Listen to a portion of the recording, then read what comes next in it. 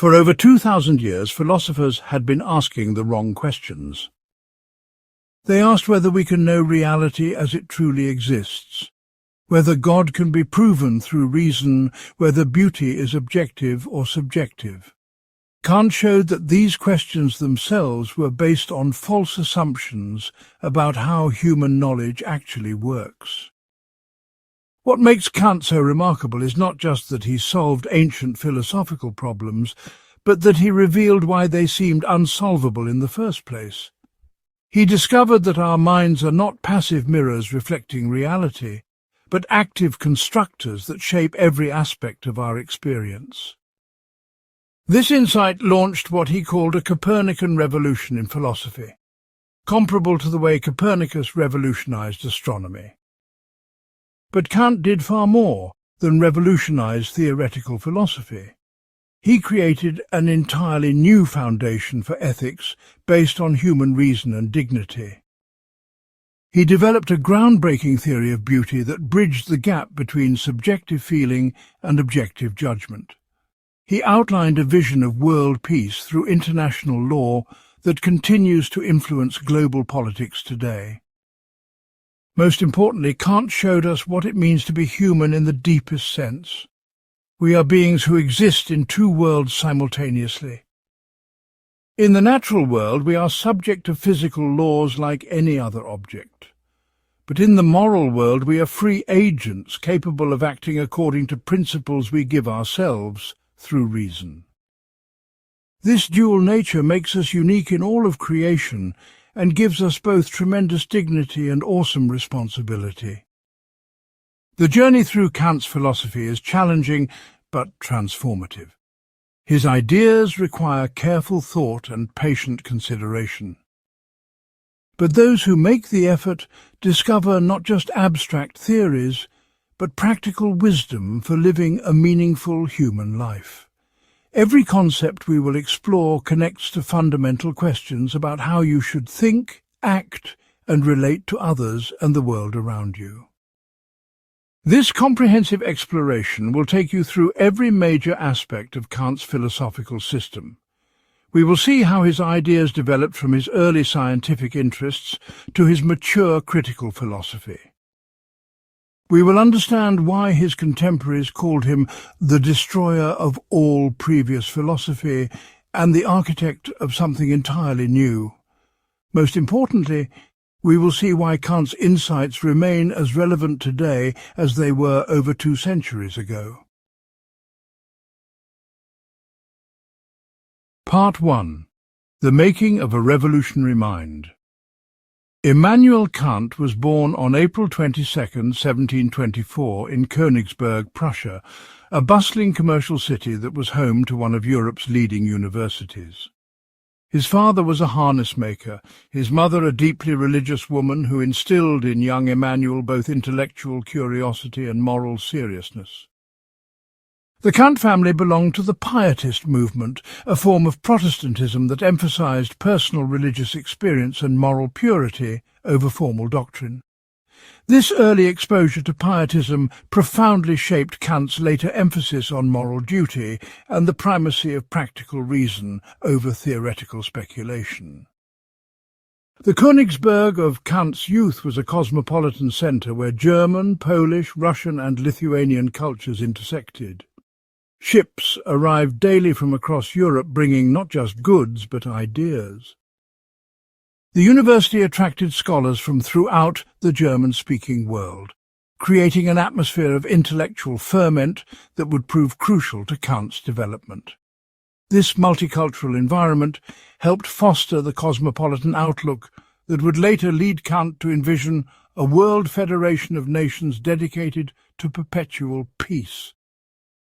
At age 16, Kant entered the University of Königsberg, where he encountered the philosophical system of Christian Wolff, the dominant German philosopher of the early 18th century.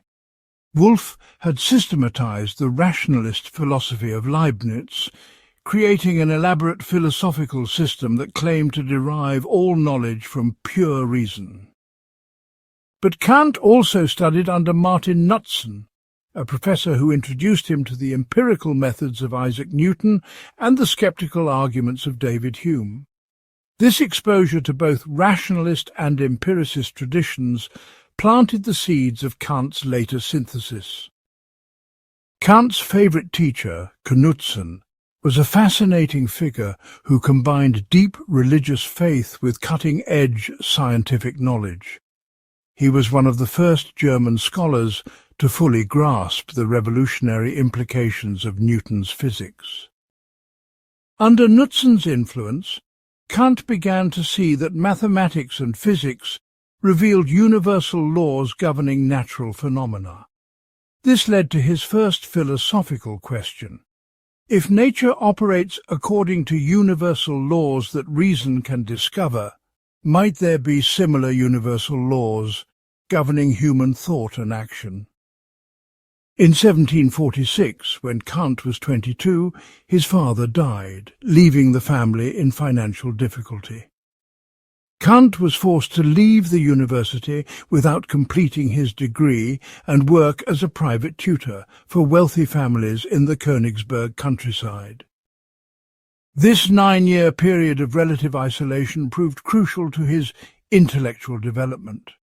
Away from academic pressures, he had time to think deeply about the fundamental problems of philosophy and science. During these years, Kant wrote his first major work, Thoughts on the True Estimation of Living Forces, which attempted to resolve a dispute between followers of Leibniz and Newton about the proper way to measure force in physics. Though the work was largely ignored, it revealed Kant's lifelong method of seeking synthesis between opposing viewpoints rather than simply choosing sides. This synthetic approach would become the hallmark of his mature philosophy. Instead of being either a pure rationalist or a pure empiricist, Kant would show how both reason and experience contribute to human knowledge in complementary ways. In 1755, Kant returned to the university, completed his doctoral degree, and began his career as a lecturer.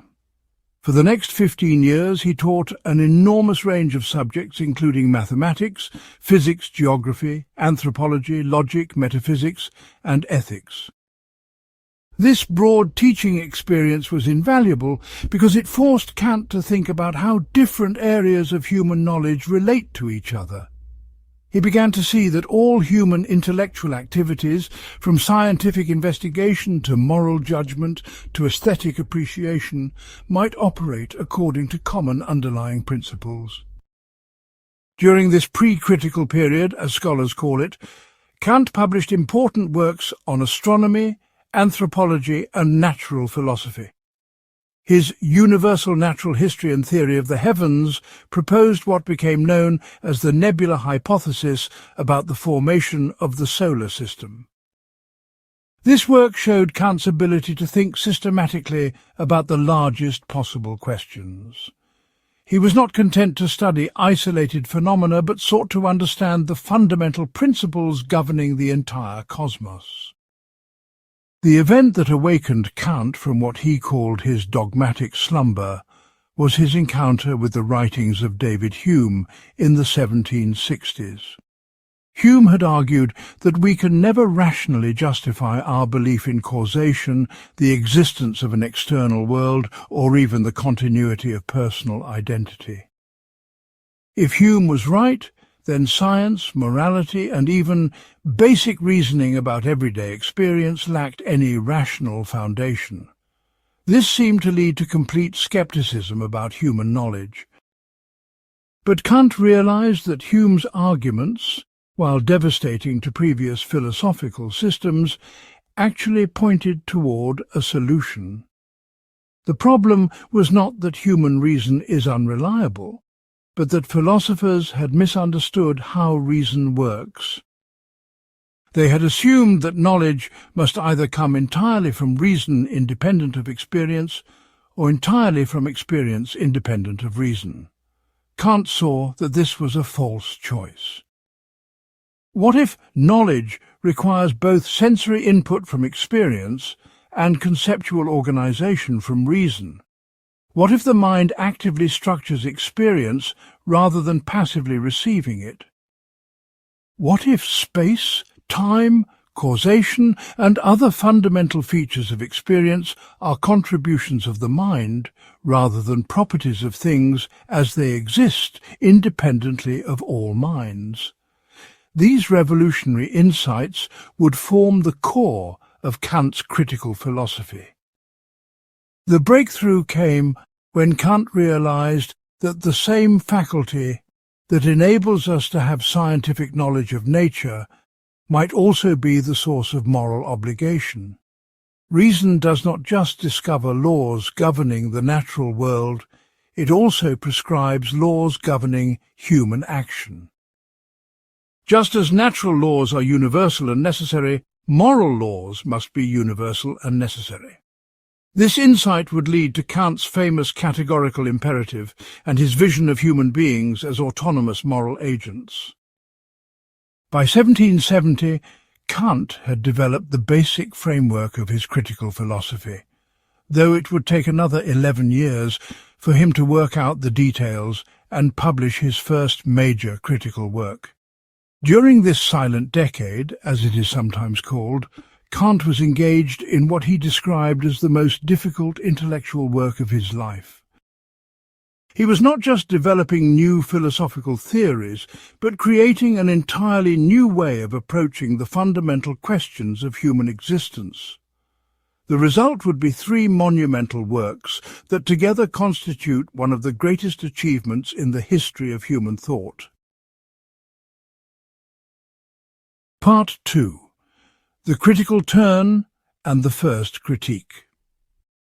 In 1781, at age 57, Kant published the work that would revolutionize philosophy forever, the Critique of Pure Reason.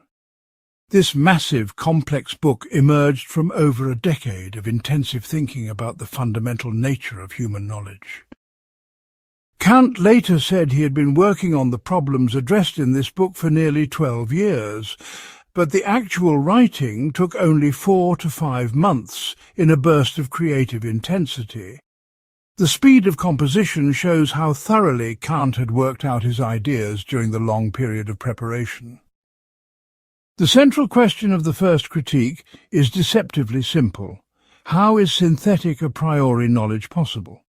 To understand why this question was so revolutionary, we need to understand what Kant meant by these terms.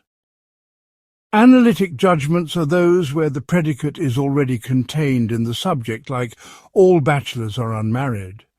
Synthetic judgments add new information, like this bachelor is tall.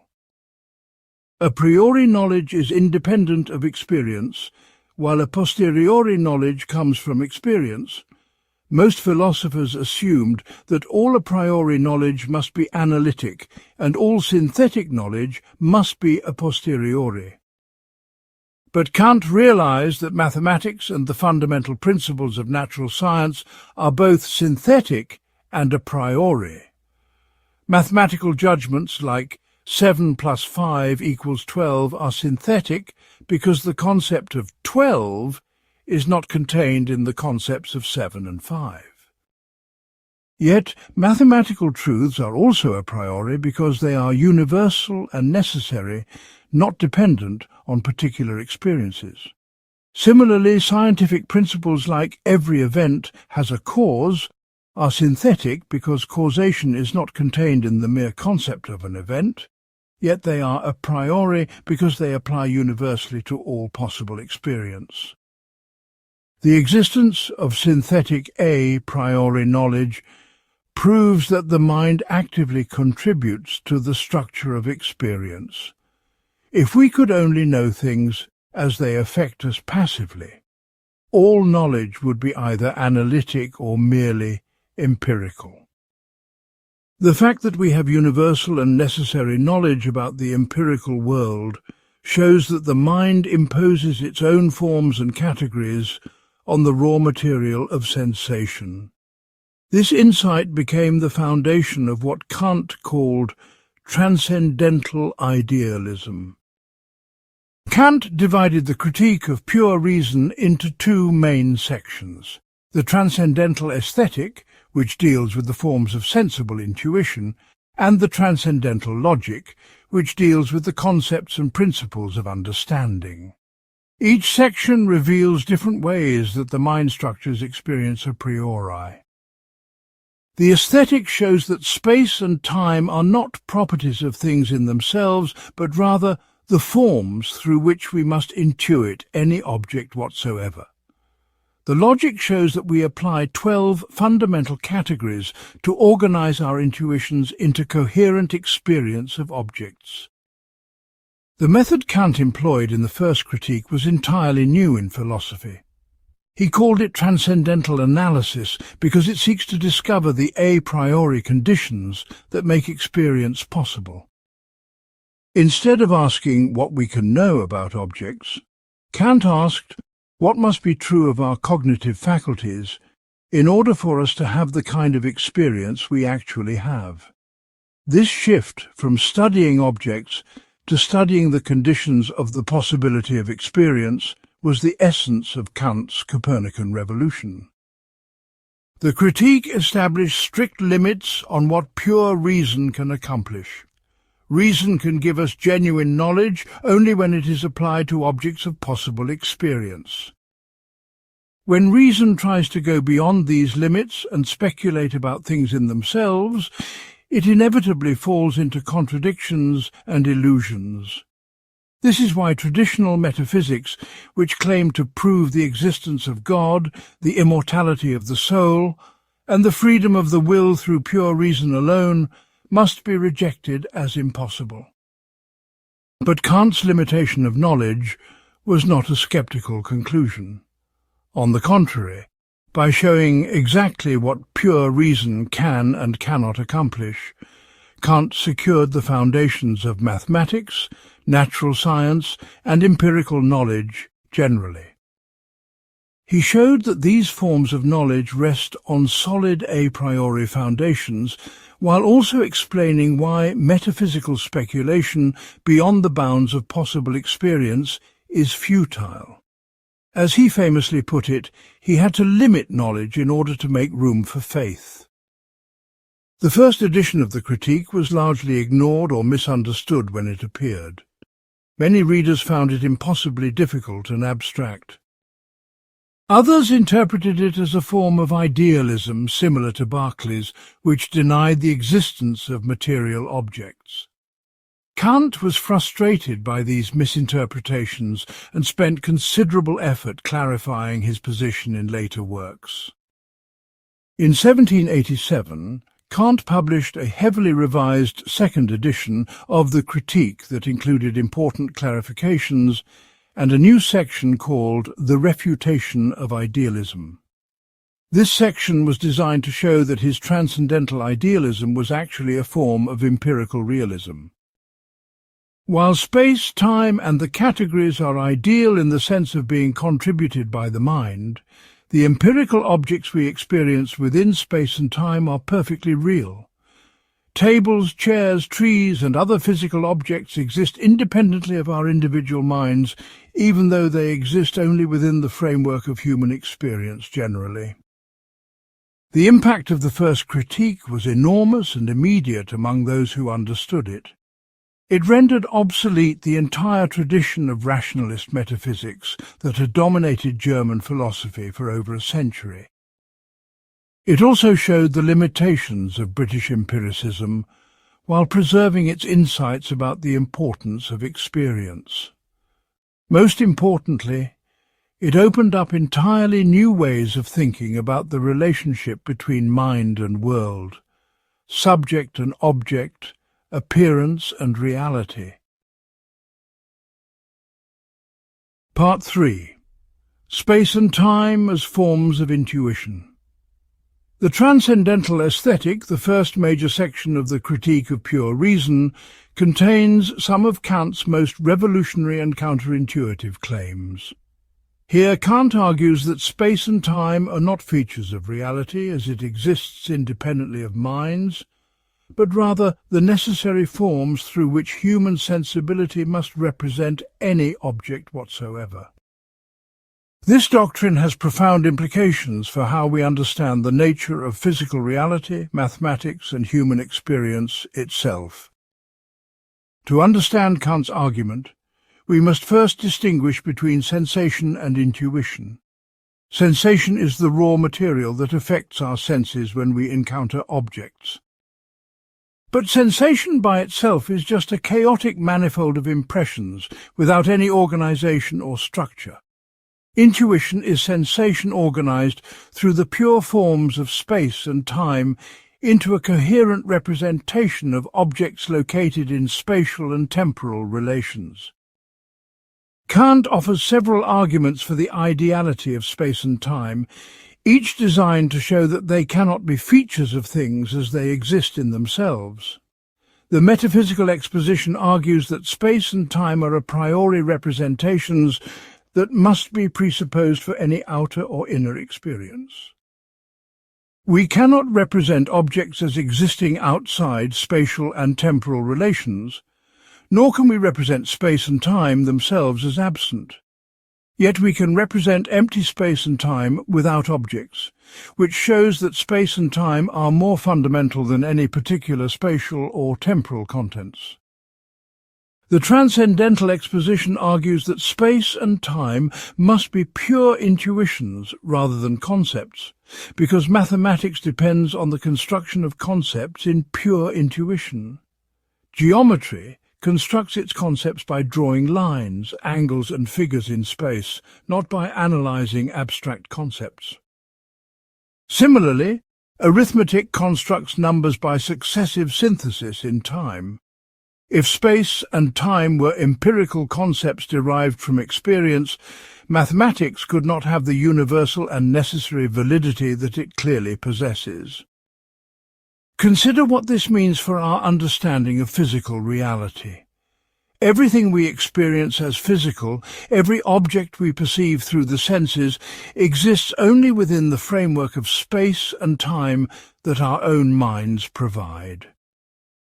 The chair you are sitting on, the room around you, even your own body, exist as spatial and temporal objects only because your mind organizes sensory impressions through spatial and temporal relations. This does not mean these objects are mere illusions or figments of imagination, but it does mean they exist only as appearances, not as things in themselves. The implications for physics and natural science are equally dramatic. All the laws of physics describe relationships between objects in space and time, but space and time themselves are not features of reality independent of minds. This means that natural science gives us genuine knowledge, but only knowledge of how things appear to beings with our kind of sensibility. Physics cannot tell us what reality is like as it exists in itself, only how it must appear to rational beings who represent objects through spatial and temporal intuitions.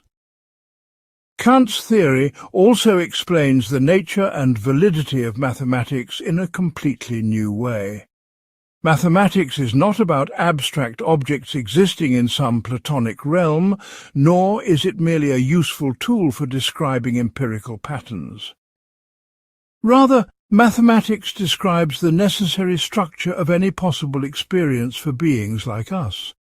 Geometric truths hold with absolute necessity because space itself has the structure that geometry describes, and space is the form through which we must represent any outer object. The temporal dimension is equally important but more complex, because time is the form of inner sense, as well as a condition of outer experience. Everything we experience, whether outer objects in space or inner states of consciousness, must be represented as occurring in temporal succession. Memory, anticipation, the flow of consciousness itself, all depend on the temporal framework that the mind brings to experience. Without time as a pure form of intuition, we could have no coherent experience of change, causation, or personal identity through time. But if space and time are ideal, what about things as they exist in themselves? Kant insisted that things in themselves exist but are not spatial or temporal. This seems paradoxical because we cannot conceive of existing things that are neither spatial nor temporal. But Kant argued that this limitation reflects the boundaries of human knowledge, not the nature of reality itself. We can think the concept of non-spatial and non-temporal existence, even though we cannot intuit or experience such existence. This leads to one of the most puzzling aspects of Kant's system, the problem of affection. If things in themselves are not spatial or temporal, how can they affect our senses and provide the sensory content that our minds organize through space and time? Causation itself seems to be a temporal relation, so how can non-temporal things be causes of our sensations? Kant acknowledged this difficulty but insisted that we must distinguish between empirical causation, which operates within the framework of space and time, and whatever relation exists between things in themselves and appearances. Recent scholarship has shown that Kant's arguments for the ideality of space and time remain philosophically compelling, even if not everyone accepts his conclusions. The basic insight that the mind actively structures experience, rather than passively receiving it, has become central to modern philosophy and cognitive science. Whether or not space and time are ideal in Kant's specific sense, his arguments show that we cannot simply assume a naive, realist view of perception and knowledge. The relationship between mind and world, subject and object, is far more complex and problematic than common sense suggests. Part 4. The Categories and the Logic of Experience. Having established that space and time are pure forms of sensible intuition, Kant turned to an even more fundamental question in the Transcendental logic. How does the mind organize the spatial and temporal manifold of intuition into coherent experience of objects? The answer lies in what Kant called the pure concepts of understanding, or categories, which are a priori concepts that the mind must apply to any possible experience. Kant argued that human understanding is discursive rather than intuitive, meaning that we can only know objects by applying concepts to intuitions. Unlike a divine intellect that might intuit objects directly, human understanding must think objects through concepts that unite the manifold of sensible intuition under rules. This discursive nature of human cognition makes categories absolutely necessary for any experience of objects. Without categories, we would have only a chaotic stream of sensations without any unity or objectivity. The most original and difficult part of Kant's theoretical philosophy is his derivation of the categories from the logical functions of judgment. Kant observed that all thinking involves judgment, and judgment involves bringing representations under concepts according to certain logical forms. Traditional logic had identified 12 basic forms of judgment: universal, particular, singular, affirmative, negative, infinite, categorical, hypothetical, disjunctive, problematic, assertoric, apodictic. Kant argued that corresponding to each logical function of judgment, there must be a pure concept of understanding that enables us to apply that function to the manifold of intuition. This yields 12 categories organized into 4 groups of 3 each. The categories of quantity are unity, plurality, and totality, corresponding to singular, particular, and universal judgments.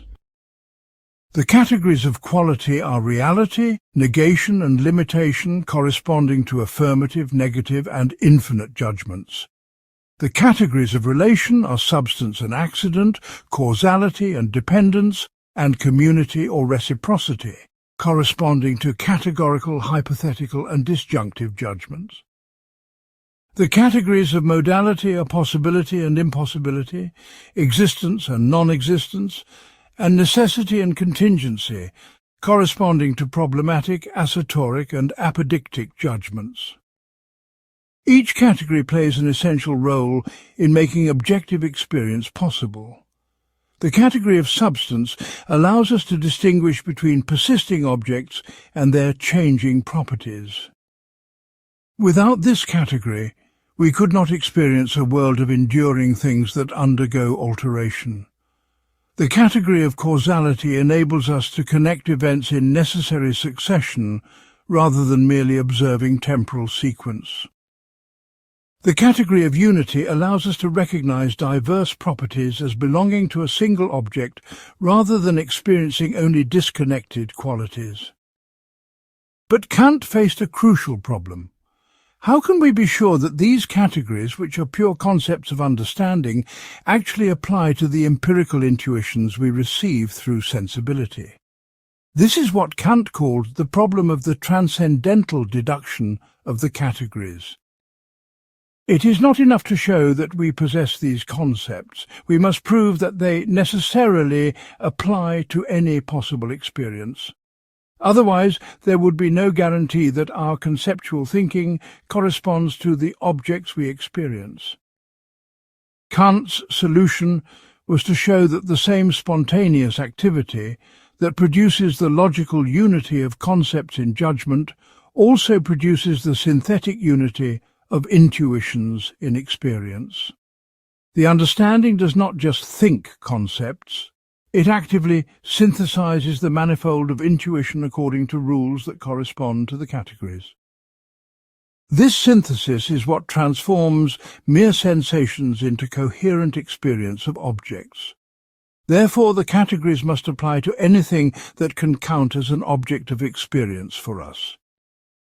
The transcendental unity of a perception plays a crucial role in this argument. Kant argued that all my representations must be capable of being accompanied by the thought, "I think," otherwise they would not be my representations at all. This "I think" is not itself an object of experience, but rather the formal condition that makes any unified experience possible. The same activity that produces this transcendental unity of self-consciousness also produces the objective unity of experience through the application of categories. This leads to one of Kant's most important conclusions. Objects of experience are not things in themselves, but rather appearances constituted by the synthesizing activity of understanding.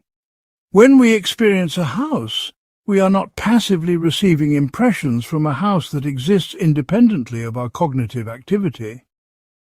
Rather, we are actively organizing spatial and temporal intuitions through categories like substance, unity, and plurality to constitute the representation of a house as an object of experience.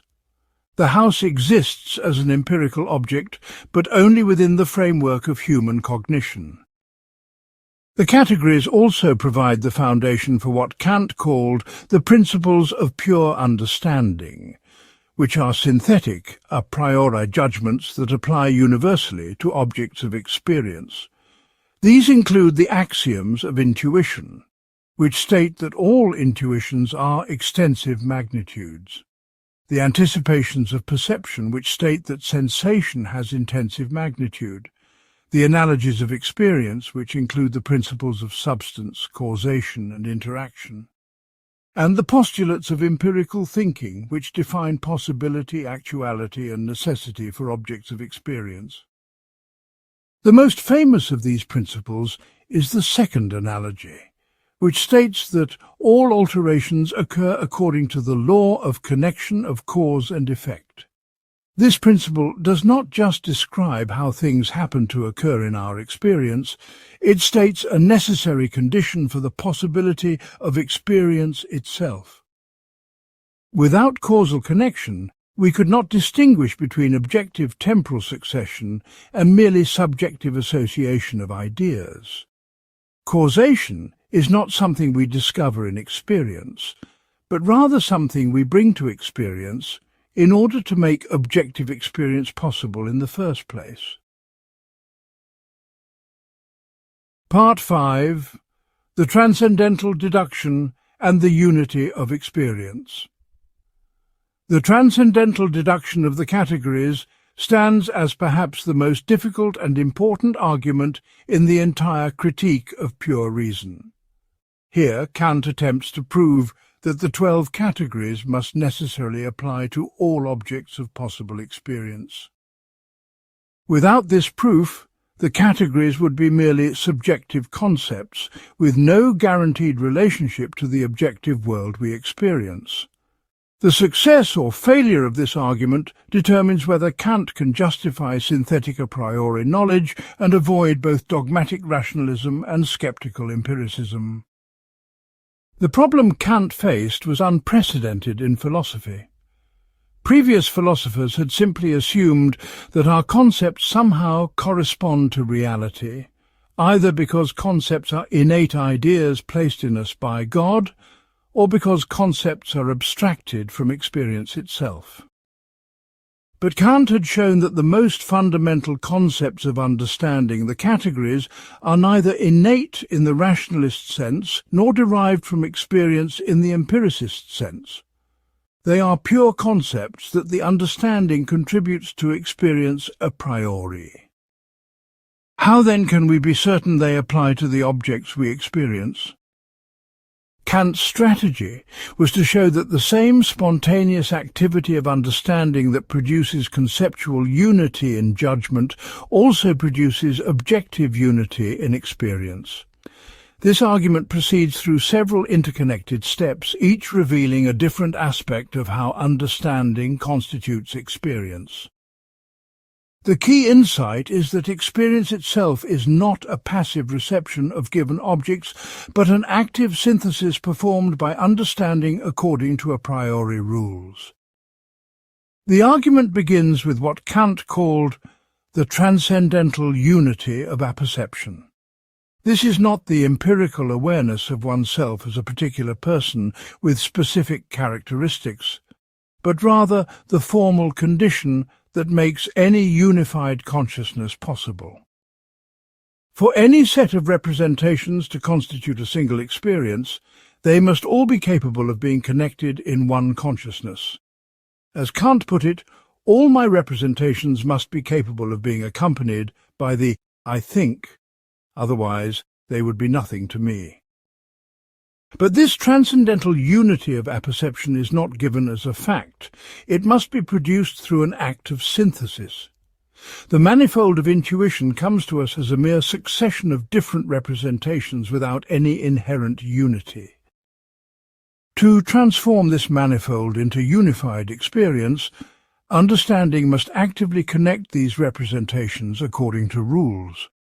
This synthesis is what Kant called the transcendental synthesis of imagination, guided by the categories as rules for combining representations. The crucial move in the argument is Kant's claim that this same synthesis that produces the unity of consciousness also produces the objectivity of experience. When I experience a house, the synthesis that enables me to think of diverse representations as mine is the very same synthesis that constitutes these representations as representations of an object. There is not first a subjective unity of consciousness and then separately an objective reference to objects. Rather, objective reference and subjective unity are two sides of the same synthetic activity of understanding. This means that the categories, as rules for synthesis, must apply to any possible object of experience. Objects of experience are not independent entities that we subsequently think about through categories. Rather, objects of experience are constituted as objects through the application of categories to the manifold of intuition. Without categories, there would be no objects of experience, only a chaotic flow of sensations without any organization or meaning. Kant illustrated this point with his famous distinction between subjective and objective temporal succession. When I observe a house, I can survey its parts in any order, from roof to foundation or foundation to roof. The temporal sequence of my perceptions is merely subjective and tells us nothing about the object perceived. But when I observe a ship moving downstream, the temporal sequence of perceptions is necessary and objective. I must perceive the ship first in one position, then in another. I cannot reverse this order. This objectivity of temporal succession is constituted by applying the category of causality to organize the manifold of intuition. The deduction also explains why we can have synthetic a priori knowledge about objects of experience. Because objects of experience are constituted through the application of categories, and because categories are a priori concepts of understanding, we can know a priori that all objects of experience must conform to categorical principles.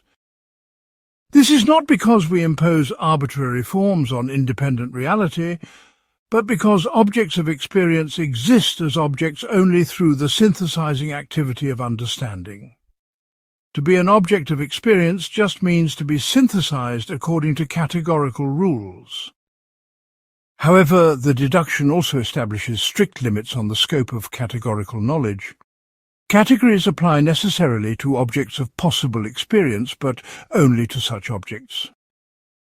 We cannot use categories to gain knowledge of things as they exist independently of all possible experience. When understanding attempts to think beyond the bounds of possible experience, it loses its connection to sensible intuition and can produce only empty concepts without objective reality.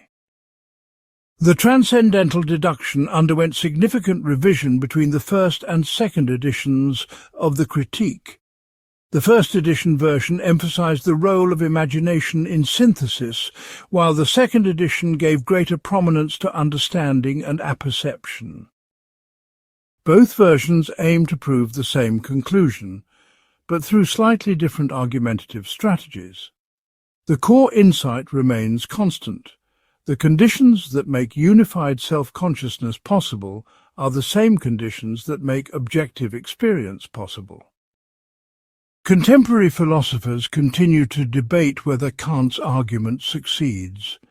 Some argue that he conflates psychological facts about how we happen to organize experience with logical conditions for the possibility of experience. Others contend that he successfully demonstrates the necessary role of categorical synthesis in constituting objectivity. Regardless of these debates, the Transcendental deduction introduced a completely new way of thinking about the relationship between mind and world that continues to influence philosophy today. Part 6. Phenomena, Noumena, and the Limits of Knowledge. The distinction between phenomena and noumena stands at the heart of Kant's transcendental idealism and represents one of his most controversial and influential contributions to philosophy. This distinction emerges directly from the results of the Transcendental Aesthetic and Transcendental Analytic, which showed that human knowledge is limited to objects of possible experience. But understanding the precise nature of this distinction requires careful analysis of what Kant meant by phenomena, what he meant by noumena, and how these concepts relate to his overall critical project. Phenomena or appearances are not mere illusions or subjective fantasies, but rather the objects of empirical knowledge as they exist for finite rational beings like ourselves. When you see a tree, the tree you experience is a phenomenon, a genuine object of knowledge that exists independently of your individual consciousness. But this tree exists as an object only within the framework of human sensibility and understanding. It appears in space and time because space and time are the forms through which we must intuit any object, and it exhibits properties like substance, causality, and unity because these categories are necessary conditions for any possible experience. This does not make the phenomenal tree less real than any tree could be for us. Kant was emphatic that transcendental idealism is also empirical realism. The objects we experience through science and everyday observation are perfectly real. They are just not real in the way naive realism supposes. They do not exist as spatial and temporal objects independently of any relationship to finite minds, but they do exist as the necessary objects of experience for beings with our cognitive constitution. Noumena, or things in themselves, represent whatever exists independently of all relations to finite cognition. Kant insisted that we must think the concept of things in themselves, even though we cannot know anything positive about them. The concept serves a crucial negative function by reminding us of the limits of human knowledge and preventing us from absolutizing the conditions of our own experience. Without the concept of things in themselves, we might mistakenly think that space, time, and the categories characterize reality as it exists absolutely rather than just reality as it appears to beings like us. But how should we understand the relationship between phenomena and noumena? This question has generated enormous controversy in Kant scholarship. Some interpreters defend a two-aspect theory, according to which phenomena and noumena are two ways of considering the same objects. Others defend a two-object theory, according to which phenomena and noumena are genuinely distinct types of entities. Each interpretation faces serious textual and philosophical difficulties. The two-aspect theory seems to fit Kant's claim that things in themselves are the same objects as appearances, considered from a different standpoint. When I think of myself as an object of empirical psychology, I consider myself as a phenomenon subject to natural laws. When I think of myself as a moral agent, I consider myself as a noumenon capable of free action. These are two ways of thinking about the same being, not two different beings. But the two-aspect theory struggles to explain Kant's doctrine of affection. Kant clearly states that phenomena result from the way things in themselves affect our sensibility. This seems to imply a causal relationship between numerically distinct entities, not just two aspects of the same entities. Moreover, causation is a category that applies only within the phenomenal realm, so it seems problematic to invoke causation to explain the relationship between noumena and phenomena. The two-object theory avoids these problems by treating phenomena and noumena as genuinely distinct types of entities. Things in themselves exist independently and affect our sensibility to produce the raw material that our cognitive faculties organize into phenomenal objects.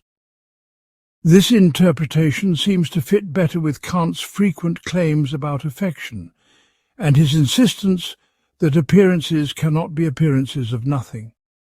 There must be something that appears even if we cannot know what it is. However, the two-object theory faces the devastating objection that it makes things in themselves completely unknowable while still claiming to know that they exist and affect us. If categories like existence and causation apply only to phenomena, how can we meaningfully think or assert that noumena exist and cause our sensations? This seems to involve a contradiction at the heart of Kant's system. We would be using the very concepts whose application Kant limited to phenomena in order to make claims about what lies beyond phenomena. Perhaps the deepest problem with the phenomena-noumena distinction is what scholars call the problem of affection. Kant needs things in themselves to affect our sensibility in order to provide the sensory content that our cognitive faculties organize into experience. But affection seems to be a causal relationship occurring in time, and Kant has argued that causation and time are merely phenomenal. So how can non-temporal, non-causal noumena stand in causal relations to our temporal sensibility? Some interpreters have tried to solve this problem by distinguishing between empirical affection, which occurs within the phenomenal realm, and transcendental affection, which is the non-temporal ground of phenomena in things in themselves. Others have argued that affection should be understood not as a literal causal process, but as a limiting concept that expresses the finitude and receptivity of human cognition. Still, others have suggested that Kant's view is simply incoherent and must be abandoned or radically reconstructed. Despite these interpretive difficulties, the phenomena-noumena distinction serves crucial functions in Kant's system.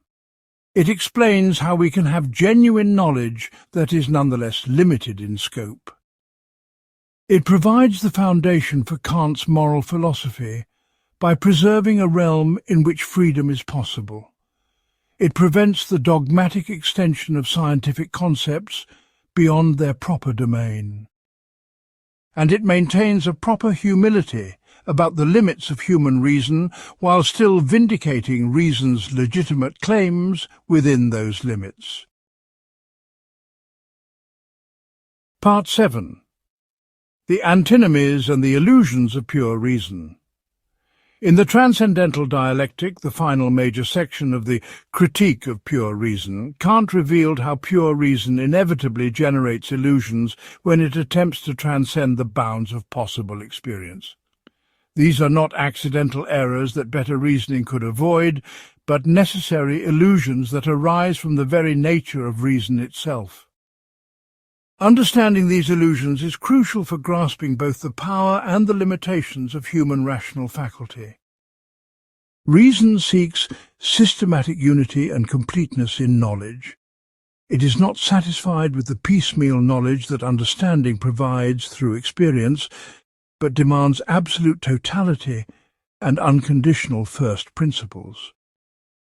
This drive toward systematic completeness is valuable and necessary for organizing empirical knowledge into coherent theories. But when reason attempts to achieve absolute completeness by going beyond all possible experience, it falls into inevitable contradictions that Kant called antinomies.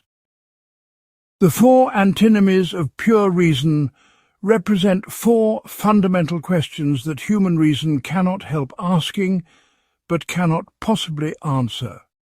Each antinomy consists of a thesis and an antithesis, both of which seem to follow necessarily from rational principles, yet which contradict each other. This reveals that reason, when applied beyond its proper domain, becomes self-contradictory and produces insoluble problems. The first antinomy concerns the finitude or infinitude of the world in space and time. The thesis argues that the world must have a beginning in time and be limited in space, because an infinite series cannot be completed through successive synthesis. The antithesis argues that the world cannot have a beginning in time or limits in space, because any supposed beginning or boundary would presuppose empty time or space before or beyond it. Both arguments seem compelling, yet they contradict each other completely. The second antinomy addresses whether everything in the world consists of simple parts, or whether nothing simple exists anywhere. The thesis contends that all composite substances must consist of simple parts, because composition is merely an external relation that can be removed in thought. The antithesis maintains that nothing simple can exist, because anything that exists in space must be extended and therefore divisible into parts. Again, both sides seem to follow from rational principles, yet they cannot both be true. The third antinomy asks whether causation, according to natural laws, is sufficient to explain everything that happens, or whether free causation is also necessary. The thesis argues that freedom is necessary because an infinite regress of natural causes cannot explain the beginning of any causal series. The antithesis contends that freedom is impossible, because it would violate the principle that every event must have a cause according to universal laws. This antinomy has special importance for moral philosophy, since moral responsibility seems to require freedom, yet science seems to require universal natural causation. The fourth antinomy concerns whether a necessary being exists as part of or as cause of the world. The thesis argues that something absolutely necessary must exist, either in the world or as its cause, because the series of contingent beings cannot be complete without an ultimate ground. The antithesis maintains that no necessary being can exist anywhere, because necessity contradicts the temporal character of everything that exists in or in relation to the world. This antinomy bears directly on traditional arguments for God's existence. Kant's solution to the antinomies depends crucially on the distinction between phenomena and noumena. The first two antinomies, which he called mathematical because they concern the quantity of objects, are resolved by rejecting both thesis and antithesis. The world as a whole is neither finite nor infinite, neither simple nor infinitely divisible, because the world as a whole is not an object of possible experience. We can always extend our knowledge of objects in space and time, but we can never achieve the absolute totality that reason demands. The last two antinomies, which Kant called dynamical because they concern the existence of objects, allow for a different kind of solution. Here both thesis and antithesis can be true if they are properly distinguished. In the phenomenal realm, everything may indeed follow natural laws without exception, while in the noumenal realm, freedom may be possible. Similarly, the series of phenomenal causes may have no necessary being within it, while a necessary being may exist as the non-temporal ground of the entire phenomenal world. This solution to the third and fourth antinomies opens up the possibility for moral freedom and religious belief, without contradicting the demands of natural science. Science can legitimately claim that all phenomena follow universal natural laws, while morality can legitimately presuppose that rational agents are free as noumenal beings. Neither claim contradicts the other, because they apply to different realms. This coordination of natural necessity and moral freedom became central to Kant's overall philosophical system. The antinomies also reveal the proper regulative function of reason. Instead of trying to achieve absolute knowledge of the unconditioned, reason should guide the understanding toward ever greater systematic unity in empirical knowledge. The ideas of reason, soul, world, and God serve as regulative principles that encourage us to seek completeness in psychological, cosmological, and theological investigation without claiming to achieve final answers. This regulative use of reason is both legitimate and valuable, while its constitutive use beyond possible experience is illegitimate and generates inevitable illusions. The doctrine of transcendental illusion explains why human beings are naturally prone to metaphysical speculation, despite its ultimate futility. Just as perceptual illusions are natural and unavoidable features of human sensibility, metaphysical illusions are natural and unavoidable features of human reason. We cannot eliminate these illusions, but we can understand their source and avoid being deceived by them. This understanding is what Kant called enlightenment, not the elimination of illusion, but the recognition of illusion as illusion. Part 8. The Transition to Practical Philosophy. The completion of the critique of pure reason left Kant with a profound philosophical problem. He had successfully limited knowledge to make room for faith, but he had not yet shown how faith, morality, and practical reason could be given their proper foundation. The theoretical philosophy had revealed the limits of what pure reason could achieve in the realm of knowledge, but it had also opened up questions about human freedom, moral obligation, and the meaning of existence that required a different kind of investigation. In the years following the publication of the first critique, Kant gradually developed his practical philosophy through a series of important works. The groundwork for the metaphysics of morals in 1785, provided the fundamental principle of morality and the categorical imperative. The Critique of Practical Reason in 1788 offered a more complete account of moral psychology and the postulates of practical reason.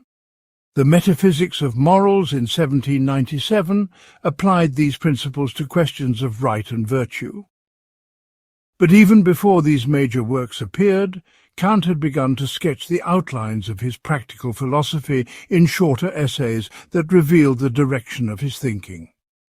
An answer to the question, what is enlightenment? Defined enlightenment as humanity's emergence from self-imposed immaturity through the courage to use one's own understanding.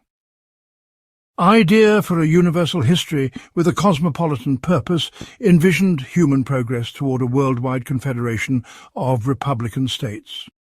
These essays showed how Kant's critical philosophy could address practical questions about education, politics, and human development. The connection between theoretical and practical philosophy runs deeper than might initially appear. Both rest on the same fundamental insight about the active, spontaneous nature of human reason. Just as understanding actively synthesizes the manifold of intuition to constitute objects of experience, practical reason actively determines the will according to principles that it gives to itself. In both cases, reason is not passive but productive, not merely discovering pre-existing truths, but creating the very objects it thinks about. This parallel between theoretical and practical reason reflects Kant's deeper conviction about human dignity and autonomy. Human beings are not merely natural creatures subject to natural laws, nor are they merely rational calculators seeking to maximize satisfaction. Rather, humans are beings capable of self-legislation, able to give laws to themselves both in cognition and in action.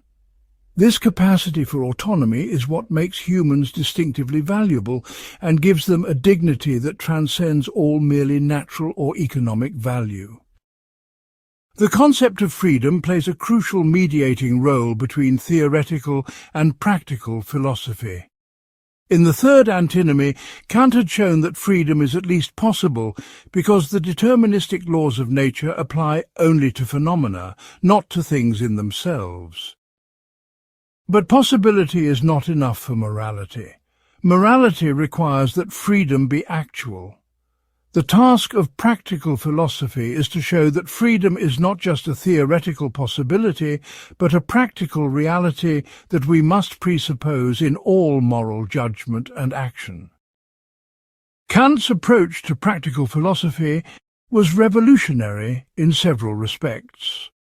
Unlike traditional moral philosophers who derived ethical principles from human nature, divine commands, or consequences for happiness, Kant sought to ground morality in reason alone. He argued that moral principles must be universal and necessary, applying to all rational beings regardless of their particular desires, circumstances, or cultural backgrounds. This means that morality cannot be based on anything empirical or contingent, but must rest on pure practical reason. The transition from theoretical to practical philosophy also involved a shift in the role of reason itself.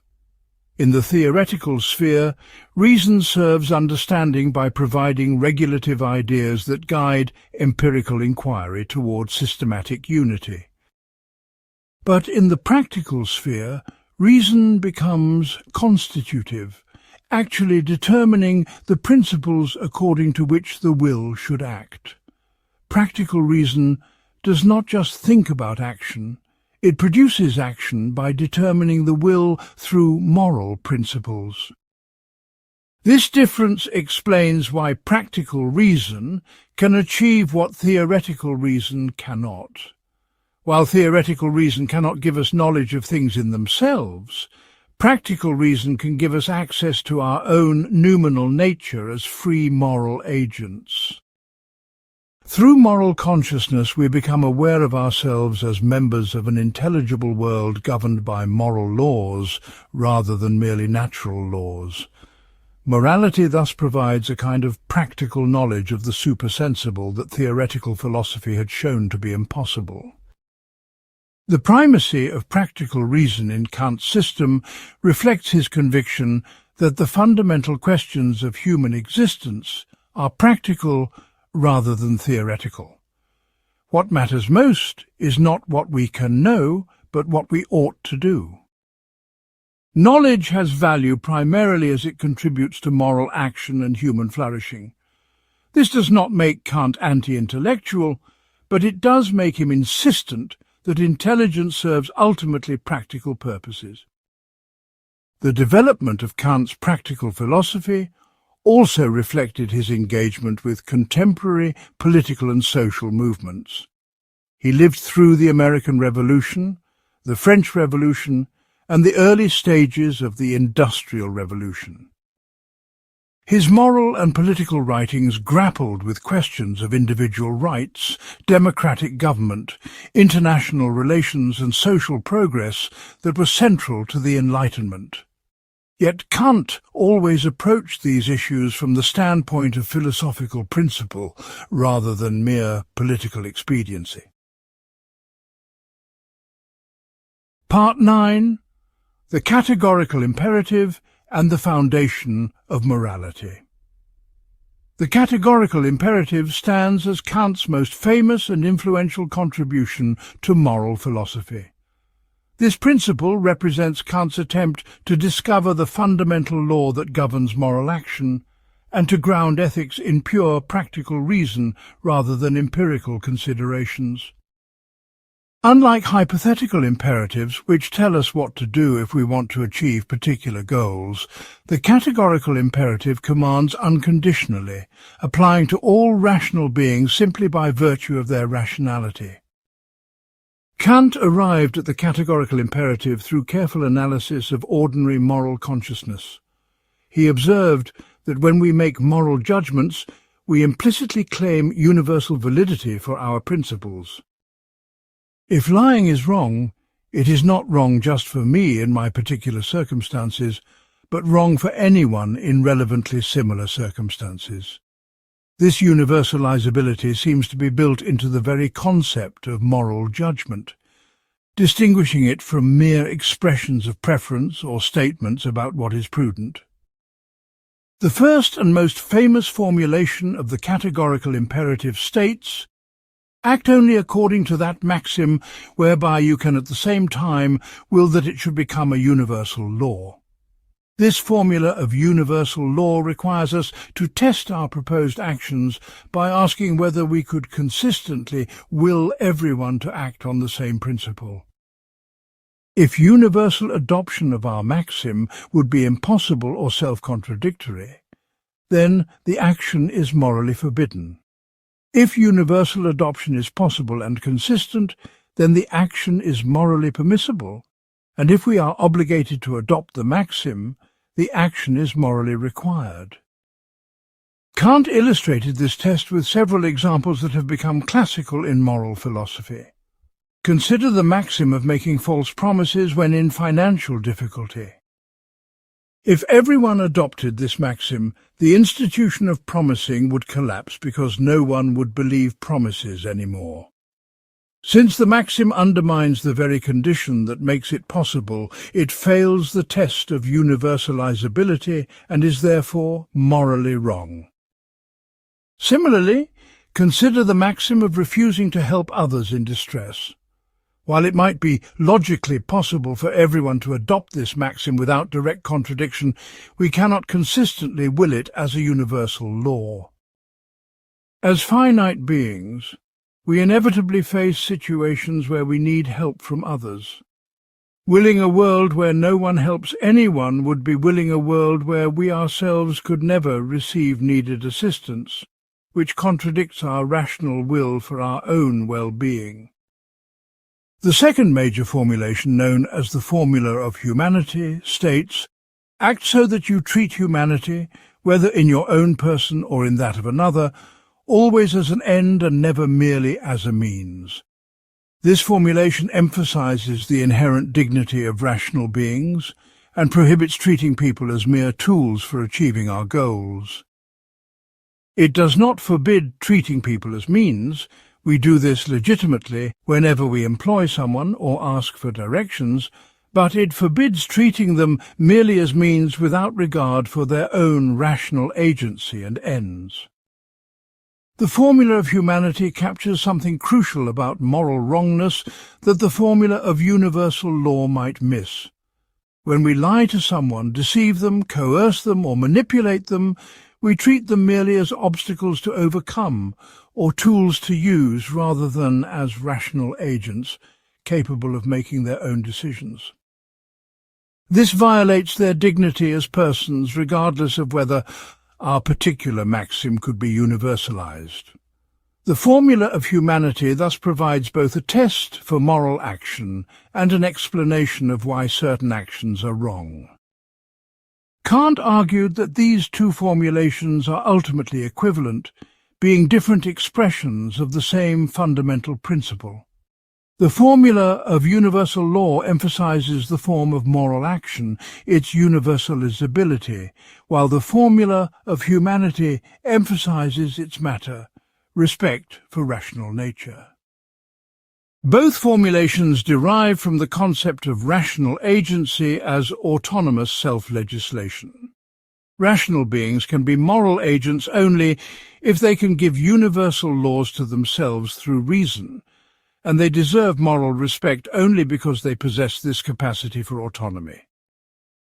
A third formulation, the formula of the kingdom of ends, synthesizes the insights of the first two by envisioning a systematic union of rational beings under common moral laws. In the kingdom of ends, every rational being is both sovereign as a legislator of universal moral laws and subject as bound by the very laws they legislate. This ideal community represents the goal toward which moral action tends, a world where all rational beings treat each other with the respect due to autonomous moral agents. The categorical imperative differs fundamentally from consequentialist approaches to ethics that judge actions by their results. For Kant, the moral worth of an action depends entirely on the principle or maxim from which it is performed, not on its actual consequences. An action performed from duty, from recognition that it is required by the moral law, has moral worth even if it produces unfortunate results. Conversely, an action that produces good results has no moral worth if it is performed from selfish motives rather than moral duty. This emphasis on moral motivation reflects Kant's conviction that the only thing unconditionally good is a good will. Intelligence, courage, wealth, and even happiness can be used for evil purposes and are therefore not intrinsically valuable.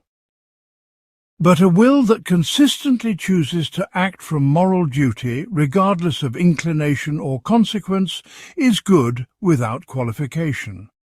This goodwill is what gives human beings their distinctive dignity and makes moral evaluation possible in the first place.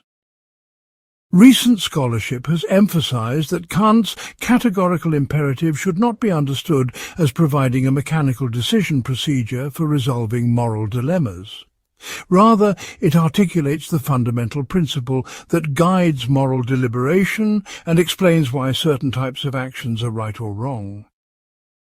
The imperative requires judgment and interpretation in its application, and reasonable people may sometimes disagree about how it applies to particular cases. But this does not undermine its validity as the supreme principle of morality for all rational beings. Part 10. Freedom, Autonomy, and the Goodwill. The concept of freedom lies at the absolute center of Kant's moral philosophy and connects his practical philosophy to the deepest insights of his theoretical work. Without freedom, moral responsibility would be impossible, praise and blame would be meaningless, and the categorical imperative would be empty. But establishing the reality of freedom requires solving one of the most difficult problems in philosophy. How can human beings be free in a world governed by universal natural laws? Kant distinguished several different concepts of freedom, each playing a crucial role in his moral theory. Negative freedom is independence from determination by sensible impulses, the ability to act independently of desires, inclinations, and empirical motives. Positive freedom is the capacity for self-determination, according to self-given rational principles, the ability to act according to principles that reason recognizes as universally valid. Transcendental freedom is the power to initiate causal series without being determined by antecedent natural causes, the metaphysical condition that makes moral responsibility possible. The problem of reconciling freedom with natural necessity had troubled philosophers for centuries. If everything that happens in the natural world follows universal causal laws, how can human actions be free rather than determined?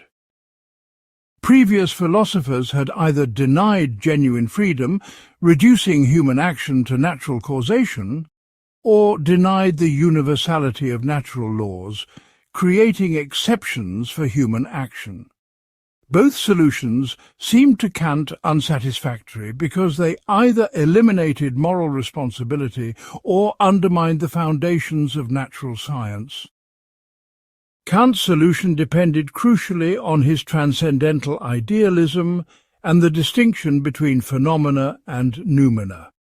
As phenomenal beings existing within the framework of space, time, and natural causation, human actions are indeed subject to universal natural laws. Every human action has antecedent causes that, together with natural laws, make that action inevitable. From the standpoint of empirical psychology and natural science, human behavior can, in principle, be predicted and explained just like any other natural phenomenon. But as noumenal beings, as things in ourselves, we exist outside the framework of natural causation and possess transcendental freedom. This freedom is not the ability to act randomly or without reason, but the capacity to act according to principles that we give ourselves through practical reason. When we act morally, we do not respond to empirical incentives, but legislate universal moral laws through pure practical reason. This legislation is an expression of our noumenal nature as members of an intelligible world governed by moral rather than natural laws. The doctrine of autonomy represents Kant's most distinctive contribution to moral philosophy. Autonomy literally means self-law or self-rule, and it captures the idea that moral agents must be the authors of the moral laws that bind them. Unlike heteronymous principles that derive from external authorities like God, society, or nature, autonomous moral principles derive from reason itself. When I act according to the categorical imperative, I am not obeying commands from outside, but legislating universal laws through my own rational nature. This autonomy is what gives human beings their unique dignity and makes them ends in themselves rather than mere means. Because rational beings can legislate moral laws through reason, they possess a worth that transcends all price and cannot be exchanged for anything equivalent. This dignity is not earned through achievement or granted by others, but belongs to every rational being simply by virtue of the capacity for moral self-determination. It is the foundation of all human rights and the basis for treating persons with the respect they deserve. The goodwill, which Kant famously called the only thing good without qualification, is precisely the will that consistently chooses to act from duty rather than inclination. A good will is not one that always achieves good results. Circumstances may prevent even the best intended actions from succeeding. Rather, A good will is one that makes its choices based on what the moral law requires, regardless of personal desires, social pressures, or expected consequences. This good will is the expression of our autonomy and the source of our moral worth as rational beings. Kant's account of moral motivation is particularly sophisticated and psychologically realistic. He recognized that human beings are not pure rational agents, but finite beings with sensible as well as rational natures. We experience moral obligation as constraint or duty precisely because we have inclinations that often conflict with what morality requires. A purely rational being would act morally without any sense of obligation because its will would spontaneously conform to reason, while a purely sensible being could not act morally at all because it would lack the capacity for rational self-determination. The experience of moral obligation thus reveals our dual nature as both phenomenal and noumenal beings. When we feel the constraint of duty, we become aware of ourselves as more than merely natural creatures subject to natural laws. We discover our membership in an intelligible world where rational principles rather than natural forces determine what happens. This moral consciousness provides a kind of practical proof of our transcendental freedom that theoretical philosophy could only show to be possible. Kant also emphasized that autonomy requires maturity and enlightenment. Many people never achieve genuine moral autonomy because they remain in what Kant called self-imposed tutelage, accepting moral principles from external authorities rather than thinking through moral questions for themselves. True moral education must foster the capacity for independent moral judgment rather than merely inculcating correct moral opinions. The goal is to develop people who can think for themselves about moral questions and take responsibility for their own moral choices. The connection between freedom and morality also explains why moral education is both possible and necessary. If human beings were either completely determined by natural causes or completely free from all constraint, moral education would be either impossible or unnecessary. But because we are finite rational beings with both sensible and rational natures, we can develop our capacity for moral judgment through experience, reflection and practice. This development is not automatic but requires conscious effort and favourable social conditions that support, rather than undermine, our capacity for autonomous moral choice. Part 11. The Critique of Practical Reason and Moral Psychology. 3 years after the groundwork, Kant published the Critique of Practical Reason in 1788, completing his systematic examination of human reason in its practical employment. This second critique was not merely an expansion of the groundwork, but a fundamental reworking that addressed problems left unresolved in the earlier work. Where the groundwork had focused on discovering the supreme principle of morality through analysis of common moral consciousness, the second critique provided a comprehensive critical examination of practical reason itself, its scope, its methods, and its relationship to theoretical knowledge. The structure of the Critique of Practical Reason deliberately parallels that of the Critique of Pure Reason, but with crucial differences that reflect the distinctive nature of practical reasoning. The Analytic of Practical Reason establishes the objective reality of the moral law and demonstrates the synthetic, a priori character of practical principles. The Dialectic of Practical Reason examines the antinomy that arises when practical reason seeks the highest good, leading to the famous postulates of God, freedom, and immortality.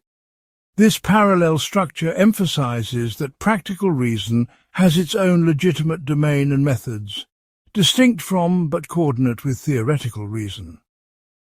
One of Kant's most important innovations in the second critique was his analysis of moral feeling and the role of emotions in moral life.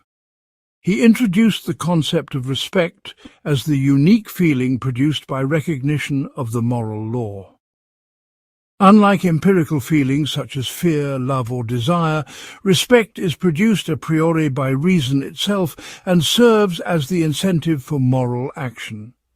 When we recognize that the moral law requires a certain action, this recognition produces a feeling of respect that motivates us to act accordingly, even when our inclinations pull us in opposite directions.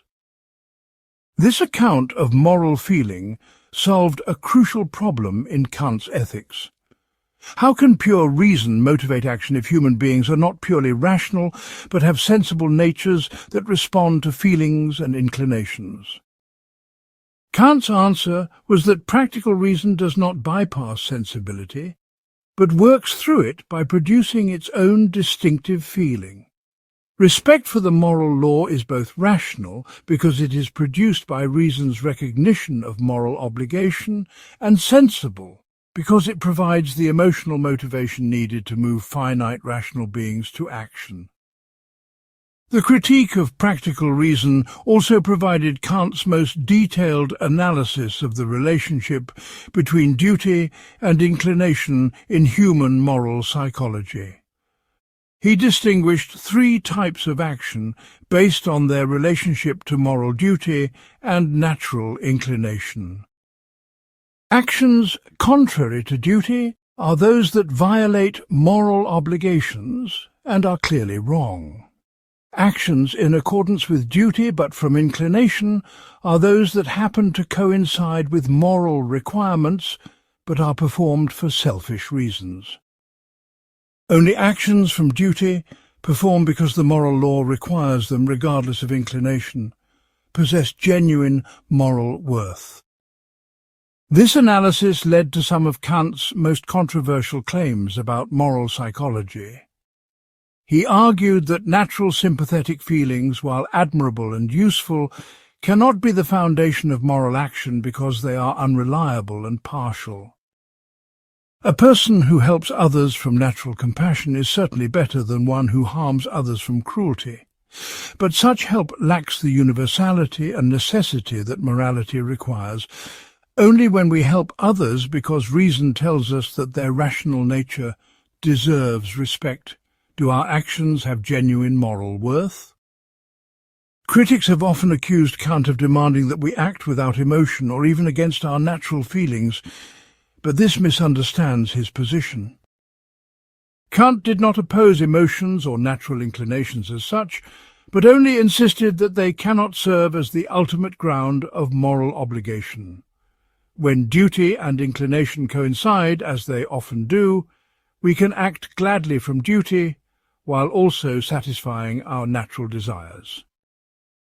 The key is that moral motivation must come from recognition of duty, not from satisfaction of inclination, even when both point in the same direction.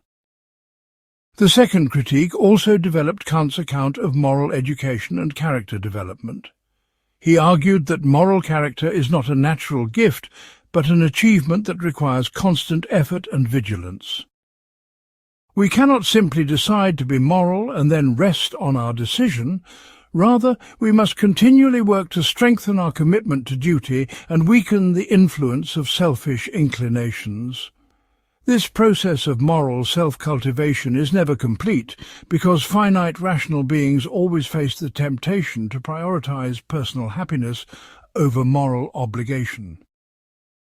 Kant's conception of virtue reflected this emphasis on ongoing moral effort. Virtue is not a state of moral perfection, but a disposition to struggle against inclinations that oppose duty. The virtuous person is not one who never experiences temptation, but one who consistently chooses duty over inclination when the two conflict. This makes virtue both demanding and accessible. Demanding because it requires constant vigilance, accessible because it depends on choice rather than natural talent or favourable circumstances. The practical philosophy also addressed questions about moral judgment, and the application of principles to particular cases. Kant recognized that the categorical imperative provides a supreme principle but does not automatically resolve all moral dilemmas. Applying universal principles to particular situations requires judgment, and reasonable people may sometimes disagree about what morality requires in specific circumstances. This does not undermine the objectivity of moral principles, but reflects the complexity of moral life and the limits of human understanding. The critique of practical reason concluded with Kant's famous reflection on the starry heavens above and the moral law within. These two objects of wonder and reverence represent the two standpoints from which human beings can view themselves and their place in the world. The starry heavens remind us of our smallness and dependence within the vast, natural order governed by physical laws. The moral law within reveals our dignity and freedom as rational agents capable of legislating universal principles through reason. Together, they capture the dual nature of human existence as both natural creatures and moral agents, both phenomenal beings subject to causal determination and noumenal beings capable of free self-determination. Part 12. The Postulates of Practical Reason, God, Freedom, and Immortality. The dialectic of practical reason, the final section of Kant's second critique, address one of the most profound questions in moral philosophy. What may we hope? Having established that duty is unconditional, and that moral worth depends entirely on acting from respect for the moral law, Kant faced the apparent problem that morality seems to demand something impossible. The moral law requires perfect virtue, yet finite rational beings can never achieve moral perfection. Moreover, morality seems to promise that virtue should be rewarded with happiness, yet experience shows that the virtuous often suffer while the wicked prosper. This tension led Kant to formulate what he called the antinomy of practical reason.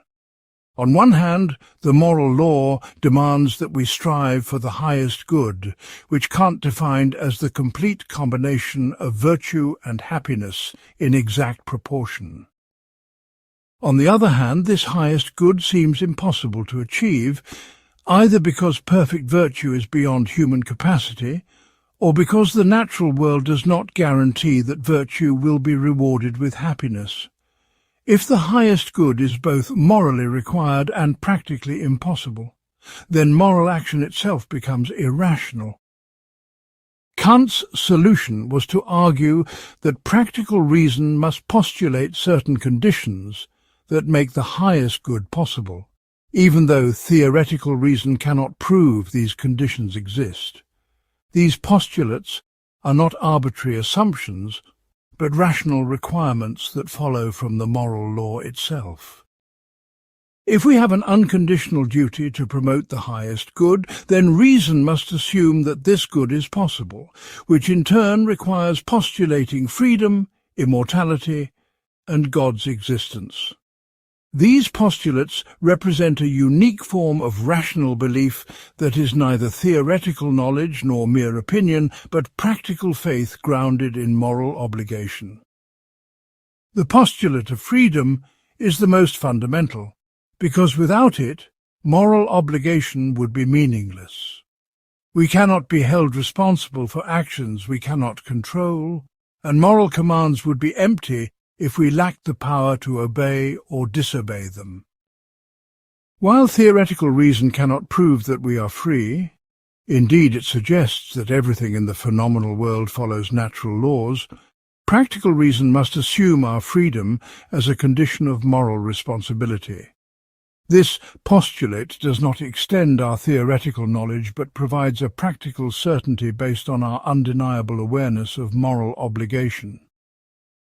The postulate of immortality addresses the problem that finite beings cannot achieve perfect virtue in a single lifetime. The moral law commands complete conformity of the will to duty, Yet human beings remain forever susceptible to inclinations that conflict with moral obligation. Perfect virtue would require a will that spontaneously and invariably chooses duty over inclination. But this seems beyond human capacity. Practical reason, therefore, postulates the immortality of the soul as providing unlimited time for moral progress toward the ideal of perfect virtue. This postulate does not promise that we will eventually achieve moral perfection, since that would contradict the finite nature of human reason. Rather, it guarantees that moral progress can continue indefinitely without reaching an absolute limit. Each individual can always become more virtuous, more consistent in choosing duty over inclination, more perfect in moral character. The postulate of immortality ensures that this progress is not cut short by death, but can continue throughout an endless existence. The postulate of God's existence addresses the problem that virtue and happiness often fail to coincide in the natural world. While virtue is the supreme condition of the highest good, happiness is still an essential component because rational beings naturally desire their own well-being. The moral law does not command us to be miserable, only to make virtue our highest priority and to seek happiness in ways consistent with duty. But the natural world operates according to physical laws that take no account of moral merit. So there is no guarantee that virtuous people will be happy, or that happiness will be proportioned to virtue. Practical reason therefore postulates the existence of God as a moral world ruler who can ensure the proper connection between virtue and happiness. This God is not the object of theoretical proof, but a practical postulate required by moral reasoning. God must possess the power to coordinate the natural world with moral desert, the knowledge to judge moral worth accurately, and the justice to distribute happiness in proportion to virtue. Only such a being could guarantee that the moral order ultimately prevails over the merely natural order. Kant emphasized that these postulates do not constitute theoretical knowledge of supersensible objects. We do not know that the soul is immortal, or that God exists in the way we know that triangles have three sides, or that unsupported objects fall. Rather, we have practical certainty about these matters based on the requirements of moral action. This practical faith is neither arbitrary belief nor demonstrable knowledge, but a third type of rational assent, appropriate to practical rather than theoretical concerns. The doctrine of postulates also transformed traditional natural theology and rational psychology. Previous philosophers had attempted to prove God's existence and the soul's immortality through purely theoretical arguments that claimed to extend human knowledge beyond experience. Kant had shown in the first critique that all such arguments fail because they attempt to apply categories beyond their proper domain. But by grounding belief in practical, rather than theoretical reason, Kant preserved the essential content of religious faith while avoiding the dogmatic claims that his critical philosophy had refuted. This approach to religious belief had enormous influence on subsequent theology and philosophy of religion. Instead of trying to prove religious truths through abstract argument, Kant showed how religious belief could be grounded in moral experience and practical necessities. This made religious faith compatible with scientific knowledge by locating them in different spheres of human reason. Science deals with the phenomenal world as it appears to theoretical understanding, while religion deals with the supersensible conditions required by practical reason. The postulates also provided Kant's answer to the ultimate questions that motivate philosophical inquiry. What can I know? The limits established by the first critique. What ought I to do? Act according to the categorical imperative. What may I hope? that virtue will ultimately be rewarded, and that moral progress is possible. These three questions unite in the fourth. What is the human being? A finite, rational being capable of both theoretical knowledge and moral action, situated between the natural and intelligible worlds. Part 13. The Critique of Judgment, Bridging Nature and Freedom.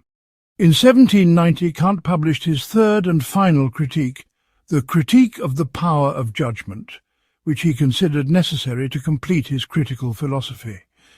This work emerged from Kant's recognition that an enormous gap remained between the domains of nature and freedom that his first two critiques had established. Theoretical philosophy deals with nature as it appears under universal causal laws, while practical philosophy deals with freedom as the source of moral action. But how do these two domains relate to each other, and how can free moral action occur within the natural world? The answer lay in discovering a new faculty of mind that mediates between understanding and reason, between the theoretical and practical employments of our cognitive powers. This faculty is judgment, specifically what Kant called reflective judgment, which operates according to its own a priori principle distinct from the principles governing understanding and reason. While determinate judgment subsumes particular cases under given universal concepts, reflective judgment seeks universal concepts or principles for given particulars. This faculty proves crucial for both aesthetic experience and our understanding of living beings. The principle governing reflective judgment is what Kant called the purposiveness of nature. This does not mean that nature actually has purposes in the way that rational agents do, but rather that we must approach certain natural phenomena as if they were designed for purposes. When we encounter a beautiful flower or try to understand a living organism, we cannot help but experience these objects as if they were created with some end in view. This teleological approach is not constitutive of objects themselves, but regulative of our investigation and appreciation of nature. The critique of judgment divides into two main parts, dealing with aesthetic and teleological judgment respectively. Despite their apparent diversity, both types of judgment involve the same fundamental operation, the harmonious play of our cognitive faculties when confronting objects that seem purposive without our being able to specify any definite purpose. This harmony produces a distinctive feeling of pleasure that signals the successful operation of reflective judgment.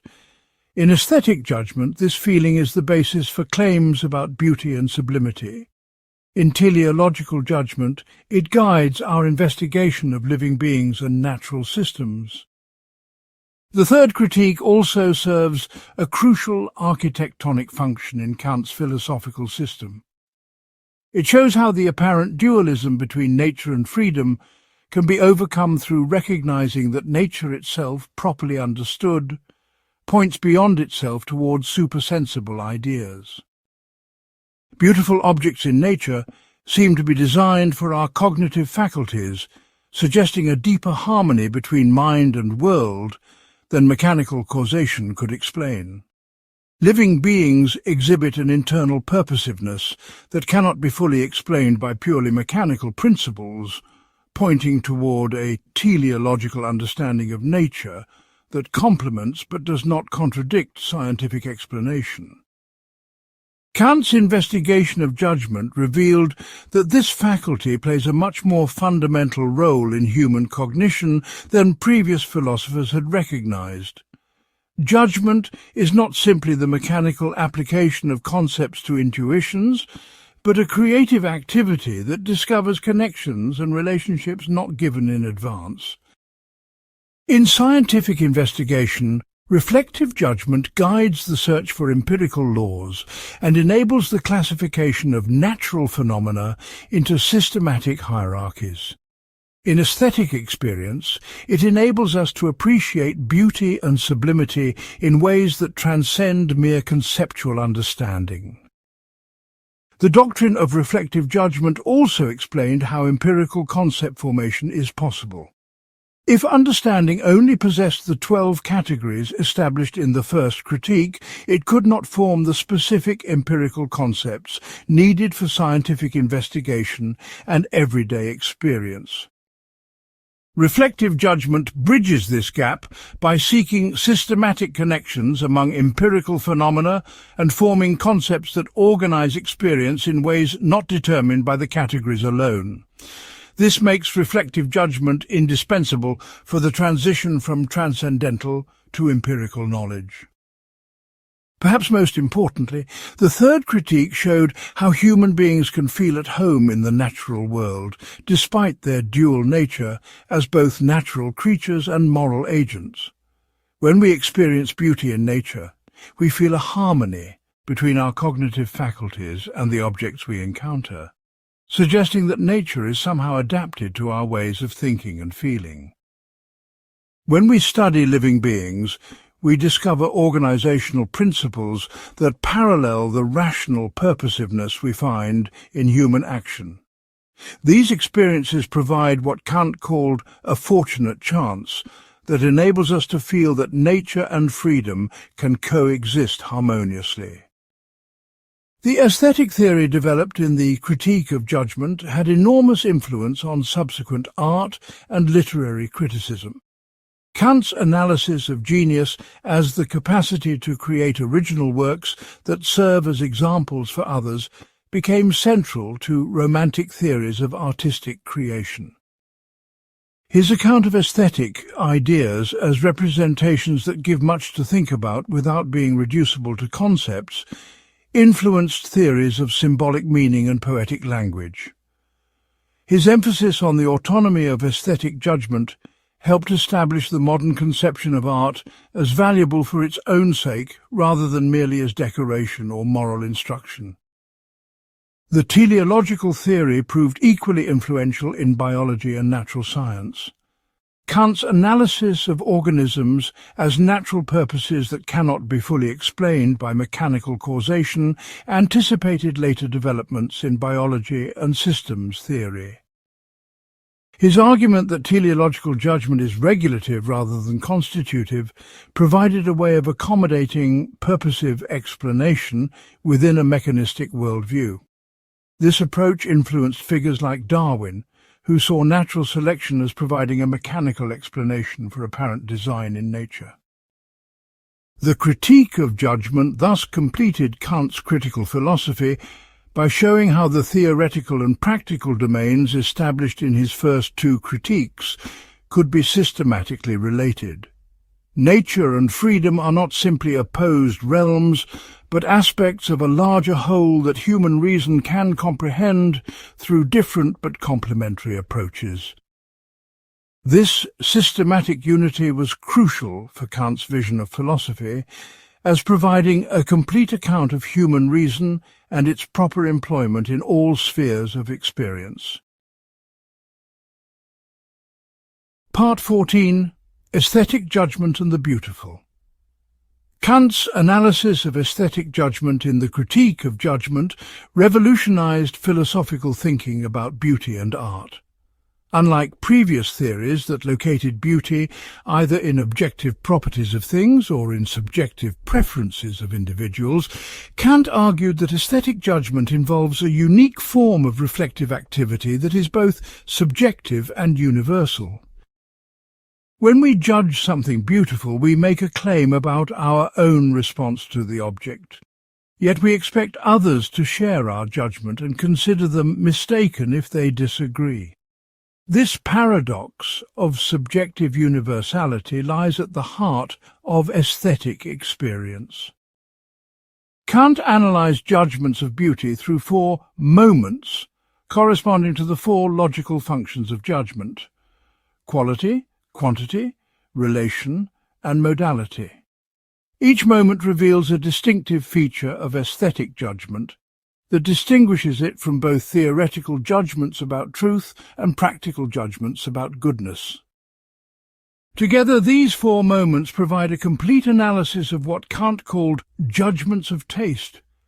establishing their unique logical structure and their claim to validity. The first moment, quality, establishes that judgments of taste are disinterested. When we judge something beautiful, we are not concerned with whether the object exists, whether it satisfies our desires, or whether it serves any practical purpose. Aesthetic appreciation involves a distinctive kind of satisfaction that abstracts from all interests in the object's reality or utility. This disinterestedness distinguishes aesthetic judgment from both theoretical judgment, which is interested in truth, and practical judgment, which is interested in goodness or usefulness. Disinterestedness does not mean that aesthetic judgment is emotionally cold or intellectually detached. On the contrary, beautiful objects produce intense pleasure and deeply engage our cognitive faculties. But this pleasure is not based on the satisfaction of any antecedent desire or the achievement of any external goal. Rather, it arises from the harmonious play of our cognitive faculties when they encounter objects that seem perfectly suited to our ways of thinking and perceiving. The second moment, quantity, establishes that judgments of taste claim universal validity without being based on concepts. When I judge a sunset beautiful, I do not merely report my private feeling, but claim that anyone who properly attends to this sunset should share my judgment. Yet this universality is not based on conceptual reasoning or empirical generalization. I cannot prove that the sunset is beautiful by pointing to specific properties or citing general principles, because beauty is not a property that objects possess independently of our aesthetic response to them. This creates what Kant called the antinomy of taste. Aesthetic judgments seem to be both universal, since we expect agreement, and not based on concepts, since we cannot prove them through argument.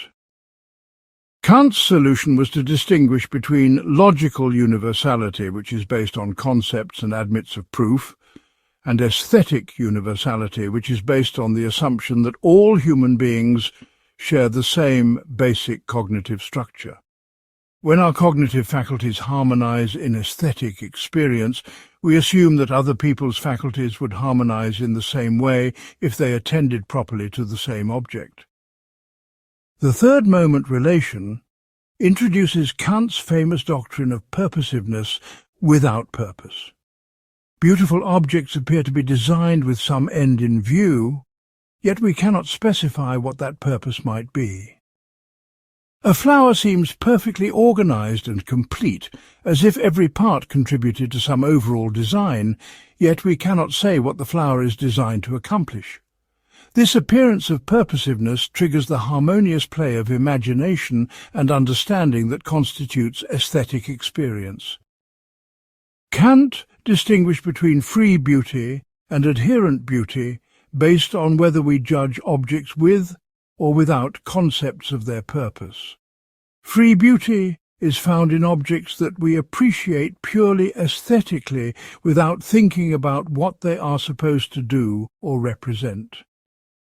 Flowers, abstract designs and pure instrumental music exemplify free beauty because we can appreciate them without conceptual knowledge of their functions.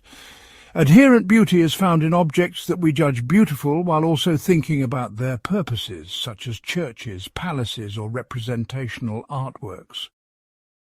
The fourth moment, modality, establishes that judgments of taste involve a kind of necessity.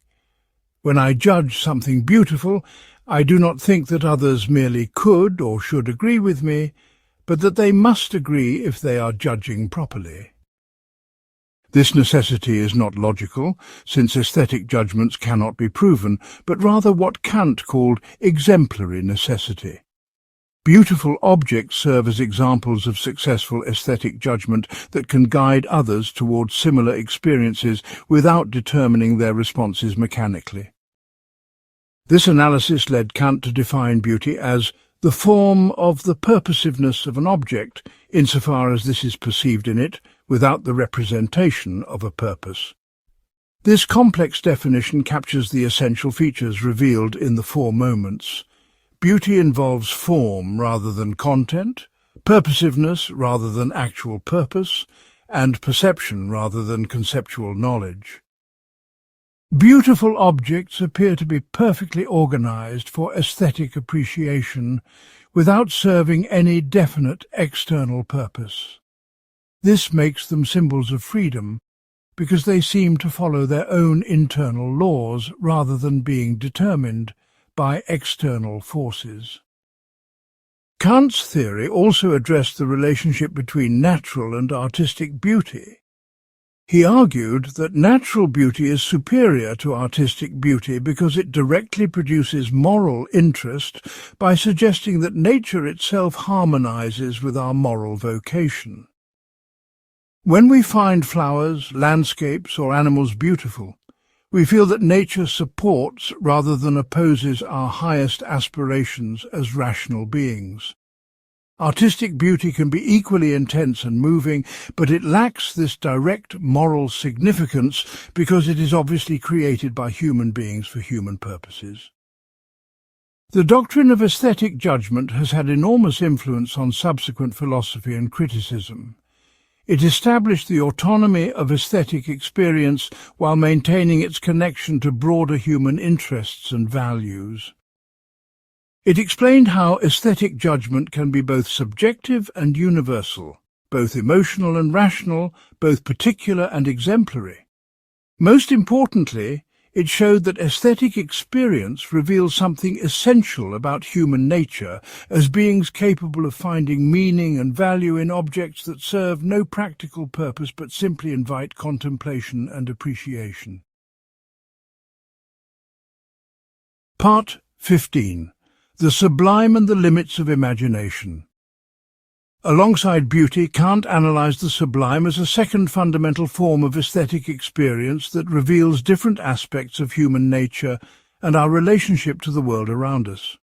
While beauty involves harmony between our cognitive faculties and produces untroubled pleasure, the sublime involves a kind of productive tension that initially overwhelms our faculties before revealing their supersensible capacities. This makes the sublime both more disturbing and potentially more significant than beauty, connecting aesthetic experience directly to our moral vocation as rational beings. Kant distinguished two forms of the sublime, the mathematical sublime and the dynamical sublime. The mathematical sublime occurs when we encounter objects or magnitudes that exceed our capacity for sensible comprehension. Standing before a vast mountain range, gazing at the starry sky, or contemplating the enormity of geological time, we experience the failure of imagination to grasp these magnitudes as perceptual wholes. Yet this failure leads to awareness of reason's capacity to think infinities that cannot be sensibly presented, revealing our supersensible nature as rational beings. The dynamical sublime occurs when we encounter natural forces that dwarf our physical power and threaten our existence as sensible beings. Violent storms, volcanic eruptions, raging seas, or powerful waterfalls can produce sublime experience when we observe them from positions of relative safety. The might of nature makes us aware of our physical weakness and vulnerability, yet this awareness leads to recognition of our moral strength as beings capable of resisting natural domination through reason and duty. We discover that we are greater than nature in our capacity for moral action, even though we are smaller than nature in our physical existence. Both forms of the sublime involve what Kant called a rapid succession of repulsion and attraction toward the same object. Initially, overwhelming magnitude or power repels us by exceeding our cognitive or physical capacities. But this repulsion quickly transforms into attraction as we become aware of our supersensible faculties that are not limited by sensible constraints. The sublime object serves as a negative presentation of the infinite or absolute, pointing beyond itself toward ideas that cannot be sensibly exhibited but can be rationally thought. The experience of the sublime thus differs fundamentally from aesthetic appreciation of beauty. Beautiful objects seem perfectly suited to our cognitive faculties and produce immediate, untroubled pleasure in their harmonious forms. Sublime objects initially frustrate our faculties and produce a complex emotional response that includes pain or displeasure before resolving into a higher form of satisfaction. This makes the sublime less purely aesthetic than beauty, since it necessarily involves reference to our supersensible capacities as moral and rational beings. Kant argued that the sublime is properly located not in natural objects themselves, but in our mental response to these objects. Mountains and storms are not sublime in themselves, but only become sublime through their effect on observers capable of moral and rational reflection. This subjectivity is even more pronounced in the sublime than in beauty, since sublime objects often lack the formal harmony that characterizes beautiful things. Indeed, objects that produce sublime experience may be formless or even ugly when judged by standards of beauty, yet still evoke powerful aesthetic responses through their magnitude or might. The mathematical sublime reveals the distinctive capacity of human reason to think beyond all sensible limits. When imagination fails to comprehend vast magnitudes as perceptual wholes, reason intervenes with concepts of infinity that transcend all possible experience. We cannot imagine infinite space or infinite time, but we can think these concepts and recognize their necessity for mathematics and metaphysics. This demonstrates that human beings possess intellectual capacities that are not bounded by the limits of sensible experience, connecting sublime experience to the conclusions of theoretical philosophy. The dynamical sublime reveals our supersensible moral nature and our capacity to resist natural domination through adherence to moral principles. Physical courage is not sufficient for sublime experience, since it involves only natural resistance to natural forces. Rather, the sublime requires awareness that we can maintain our dignity and moral commitment even in the face of overwhelming natural power. This connects sublime experience directly to moral consciousness and the recognition of our intelligible nature as noumenal beings capable of free action. Kant's analysis of the sublime had enormous influence on Romantic literature and art. Writers like Burke, Wordsworth, and Coleridge drew on Kantian themes in exploring experiences of natural grandeur and spiritual transcendence. Painters like Caspar David Friedrich created visual representations of sublime landscapes that evoked the complex emotional responses Kant had analyzed. The sublime became a central concept in Romantic aesthetics because it connected aesthetic experience to the deepest questions about human nature and our place in the cosmic order. The doctrine of the sublime also provided crucial support for Kant's moral philosophy. By showing that aesthetic experience can reveal our supersensible nature, Kant demonstrated that the noumenal realm is not simply a theoretical postulate, but something we can actually experience. When we feel sublime in the face of natural magnitude or might, we become directly aware of our capacity to transcend natural limitations through reason and morality. This provides a kind of aesthetic confirmation of the moral arguments for human freedom and dignity developed in the practical philosophy.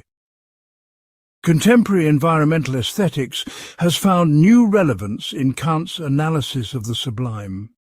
Experiences of wilderness, natural disasters, and climate change often evoke responses that fit Kant's description of sublime experience.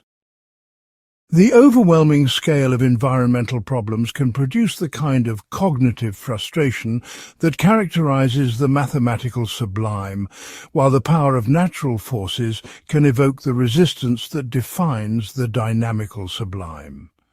This suggests that Kant's aesthetic theory remains relevant for understanding contemporary relationships between human beings and the natural world. The sublime thus complements beauty in providing a complete account of aesthetic experience.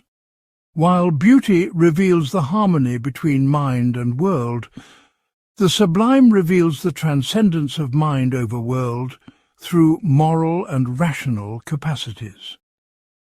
Together, they show that aesthetic experience encompasses both our embeddedness in nature and our capacity to rise above natural limitations. This makes aesthetic judgment a crucial mediating link between theoretical and practical philosophy, between our natural and supersensible natures. Part 16. Genius, Art and Aesthetic Ideas. Kant's theory of artistic creation centers on the concept of genius, which he defined as the innate mental disposition through which nature gives the rule to art. This definition captures several crucial insights about how original artworks are created and why they have the power to move and inspire audiences across different times and cultures. Genius is not simply technical skill or learned knowledge, though these are necessary for artistic execution, but rather an original capacity to create works that serve as examples for others while following no pre-existing rules. The concept of genius emerged from Kant's analysis of the difference between artistic and natural beauty. Beautiful natural objects appear purposive without purpose, exhibiting perfect form without seeming to follow any plan or intention. But artworks are obviously created by human beings with conscious intentions, so how can they achieve the appearance of natural purposiveness that aesthetic judgment requires? Kant's answer was that genuine artistic creation transcends conscious intention through the operation of genius, which enables artists to create works that seem to follow their own internal laws rather than external purposes. Genius possesses 4 essential characteristics that distinguish it from mere talent or skill. First, genius is originality, the capacity to create something for which no determinate rules exist. Second, genius produces works that become exemplary, serving as models for other artists without being merely copied. Third, genius cannot explain scientifically how it creates its works or teach others to create similar works through following rules. Fourth, genius is limited to fine art and cannot extend to scientific or mathematical discovery, which follows logical rules rather than aesthetic principles. The originality of genius does not mean that artists create from nothing or ignore all artistic traditions. Rather, genius transforms inherited materials and conventions in ways that seem inevitable yet unprecedented. A great composer uses familiar harmonic progressions and melodic patterns, but combines them in ways that create entirely new musical experiences. A great poet employs conventional language and poetic forms, but charges them with meanings that transcend their ordinary usage. This creative transformation of the familiar is what makes artistic works both accessible and surprising. The exemplary character of genius explains how artistic traditions develop and maintain their vitality across generations. Original works by great artists do not simply please their immediate audiences, but establish new possibilities for artistic creation that influence subsequent artists. Bach's fugues, Shakespeare's dramas and Michelangelo's sculptures continue to serve as examples not because later artists copy them directly, but because they reveal new ways of organizing artistic materials and expressing aesthetic ideas. This makes genius both individual and historical, both creative and traditional. Kant's most original contribution to artistic theory was his doctrine of aesthetic ideas. An aesthetic idea is a representation of imagination that gives much to think about without any definite concept being adequate to it. Unlike logical ideas, which are concepts to which no adequate intuition can be given, aesthetic ideas are intuitions to which no adequate concept corresponds. They represent the imaginative counterpart to the rational ideas that play such an important role in Kant's theoretical and practical philosophy. Aesthetic ideas enable art to express what cannot be said directly through conceptual language.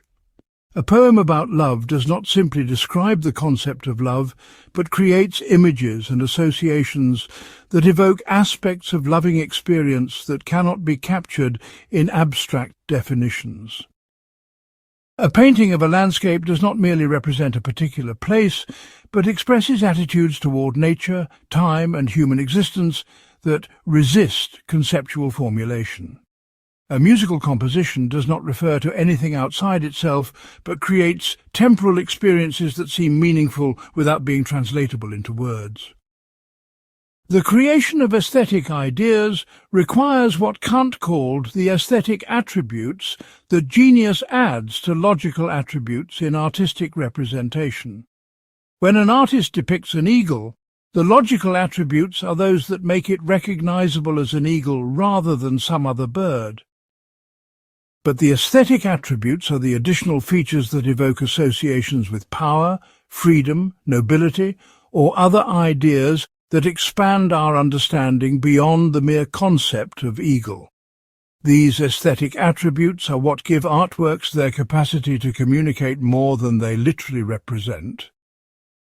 Kant distinguished fine art from both mechanical art and agreeable art based on its relationship to aesthetic ideas. Mechanical art follows determinate rules and aims at specific practical purposes, like furniture making or engineering.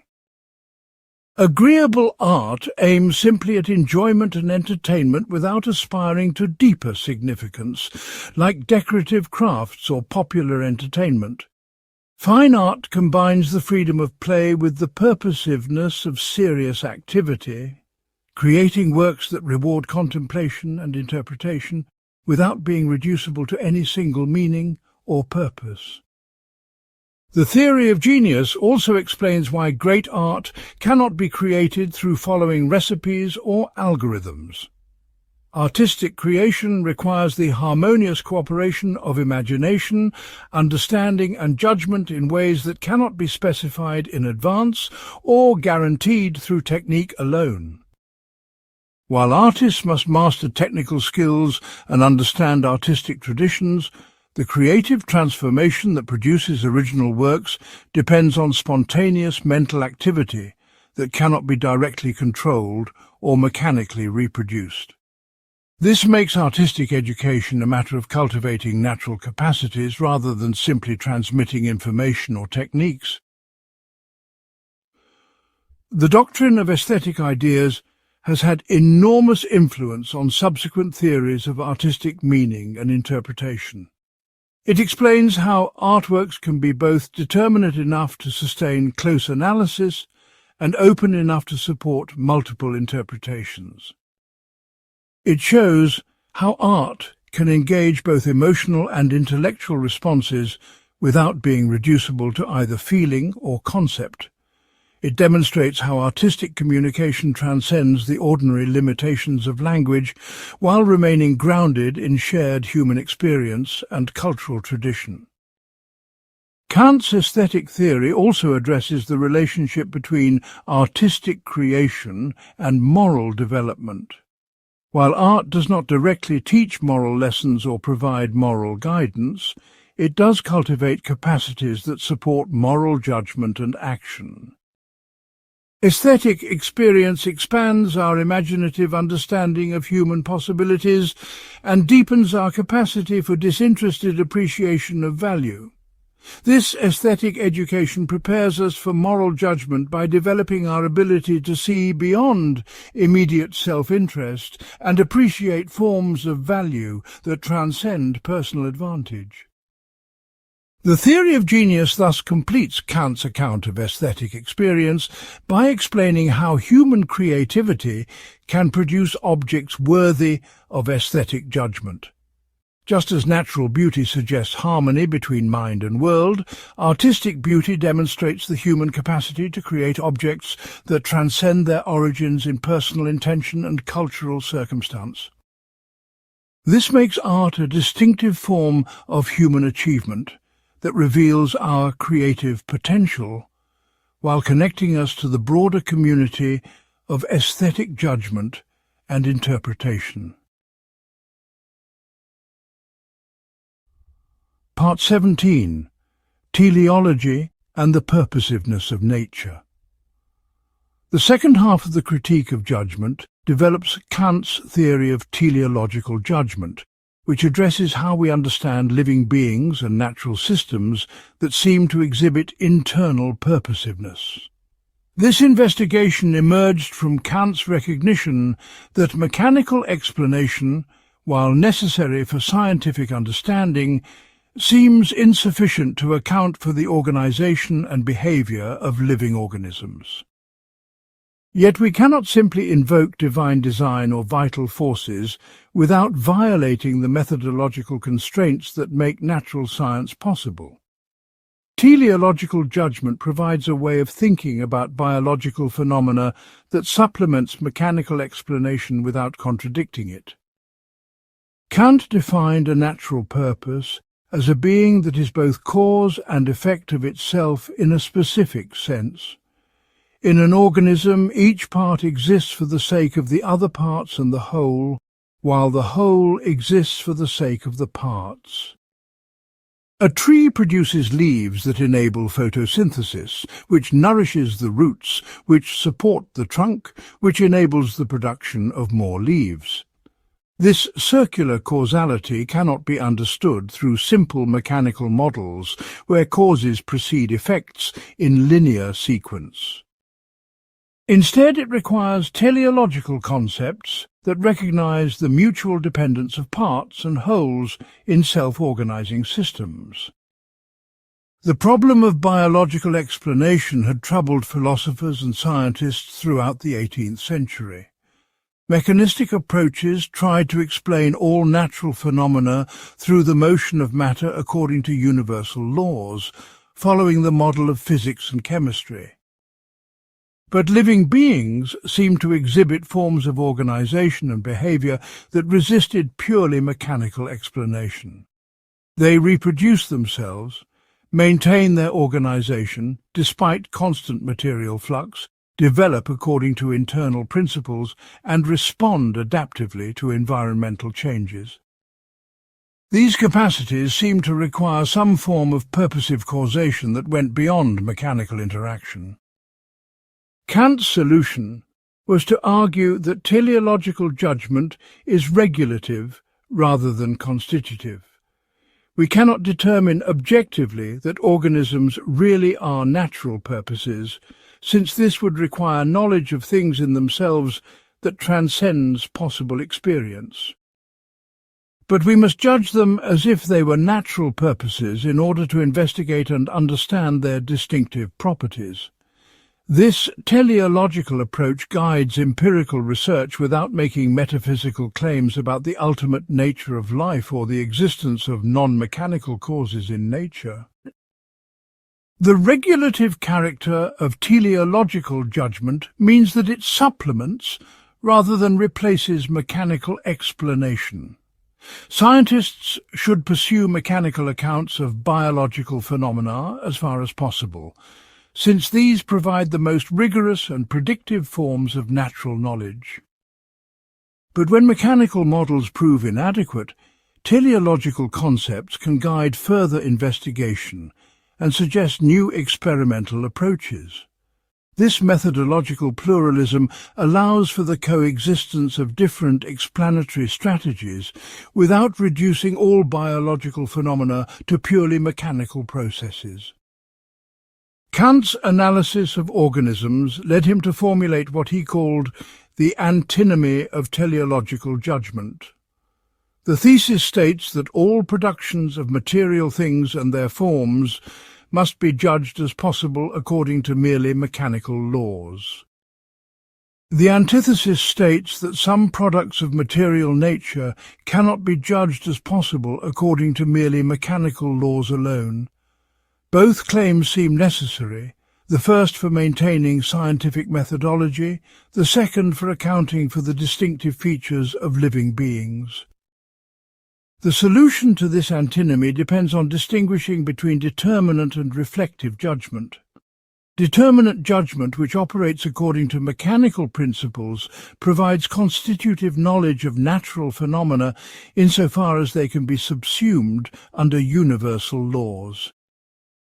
Reflective judgment, which operates according to teleological principles, provides regulative guidance for investigating phenomena that seem to exceed purely mechanical explanation. Both approaches are necessary for complete understanding of nature, but they operate at different levels and serve different functions in scientific inquiry. This methodological approach had important implications for biological science in Kant's time and beyond. It suggested that biologists should not abandon mechanical explanation in favour of vitalistic theories that invoke non-physical forces or substances. But it also recognized that purely reductionist approaches might miss essential features of biological organization and development. The challenge for biological science is to develop mechanical explanations that can account for the apparent purposiveness of living systems without invoking purposes as efficient causes. Kant's teleological theory also addressed broader questions about the systematic unity of nature. If the natural world consists entirely of mechanical interactions among material particles, how can it give rise to the coherent, law-governed phenomena that science investigates? Teleological judgment suggests that nature exhibits a kind of purposiveness that makes systematic scientific knowledge possible, even though we cannot determine objectively whether this purposiveness reflects actual design or is merely a regulative principle of human reason. This purposiveness enables us to classify natural phenomena into hierarchical systems and discover empirical laws that unify diverse observations under general principles. The doctrine of natural purposiveness extends beyond biology to encompass the entire project of empirical science. When we assume that nature forms a unified system of laws and classify objects into natural kinds, we implicitly employ teleological principles that go beyond what mechanical explanation alone can provide. This does not mean that nature is actually designed for human understanding, but rather that we must approach it as if it were systematically organized in order to make scientific progress possible. Teleological judgment thus plays a fundamental role in enabling the transition from transcendental principles to empirical knowledge. Kant's biological philosophy influenced subsequent developments in evolutionary theory and systems biology. Charles Darwin acknowledged reading Kant and appreciated his emphasis on the need for scientific rather than theological explanations of apparent design in nature. Contemporary systems biology employs concepts of self-organization and circular causality that parallel Kant's analysis of organisms as natural purposes. Environmental science draws on teleological concepts to understand ecosystems as integrated wholes that maintain themselves through complex feedback relationships among their components. The teleological theory also connects to contemporary debates about reductionism and emergence in science. Kant's argument that organisms require teleological as well as mechanical understanding parallels current discussions about whether biological properties can be fully reduced to physical and chemical processes.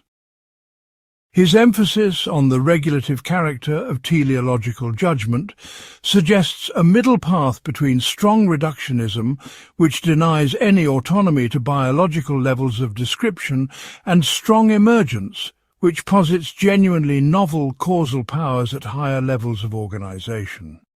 This methodological approach remains relevant for understanding the relationship between different levels of scientific explanation. Part 18. Political Philosophy and the Ideal of Perpetual Peace. Kant's political philosophy represents one of the most systematic and influential attempts to ground politics in moral principles rather than mere prudence or power.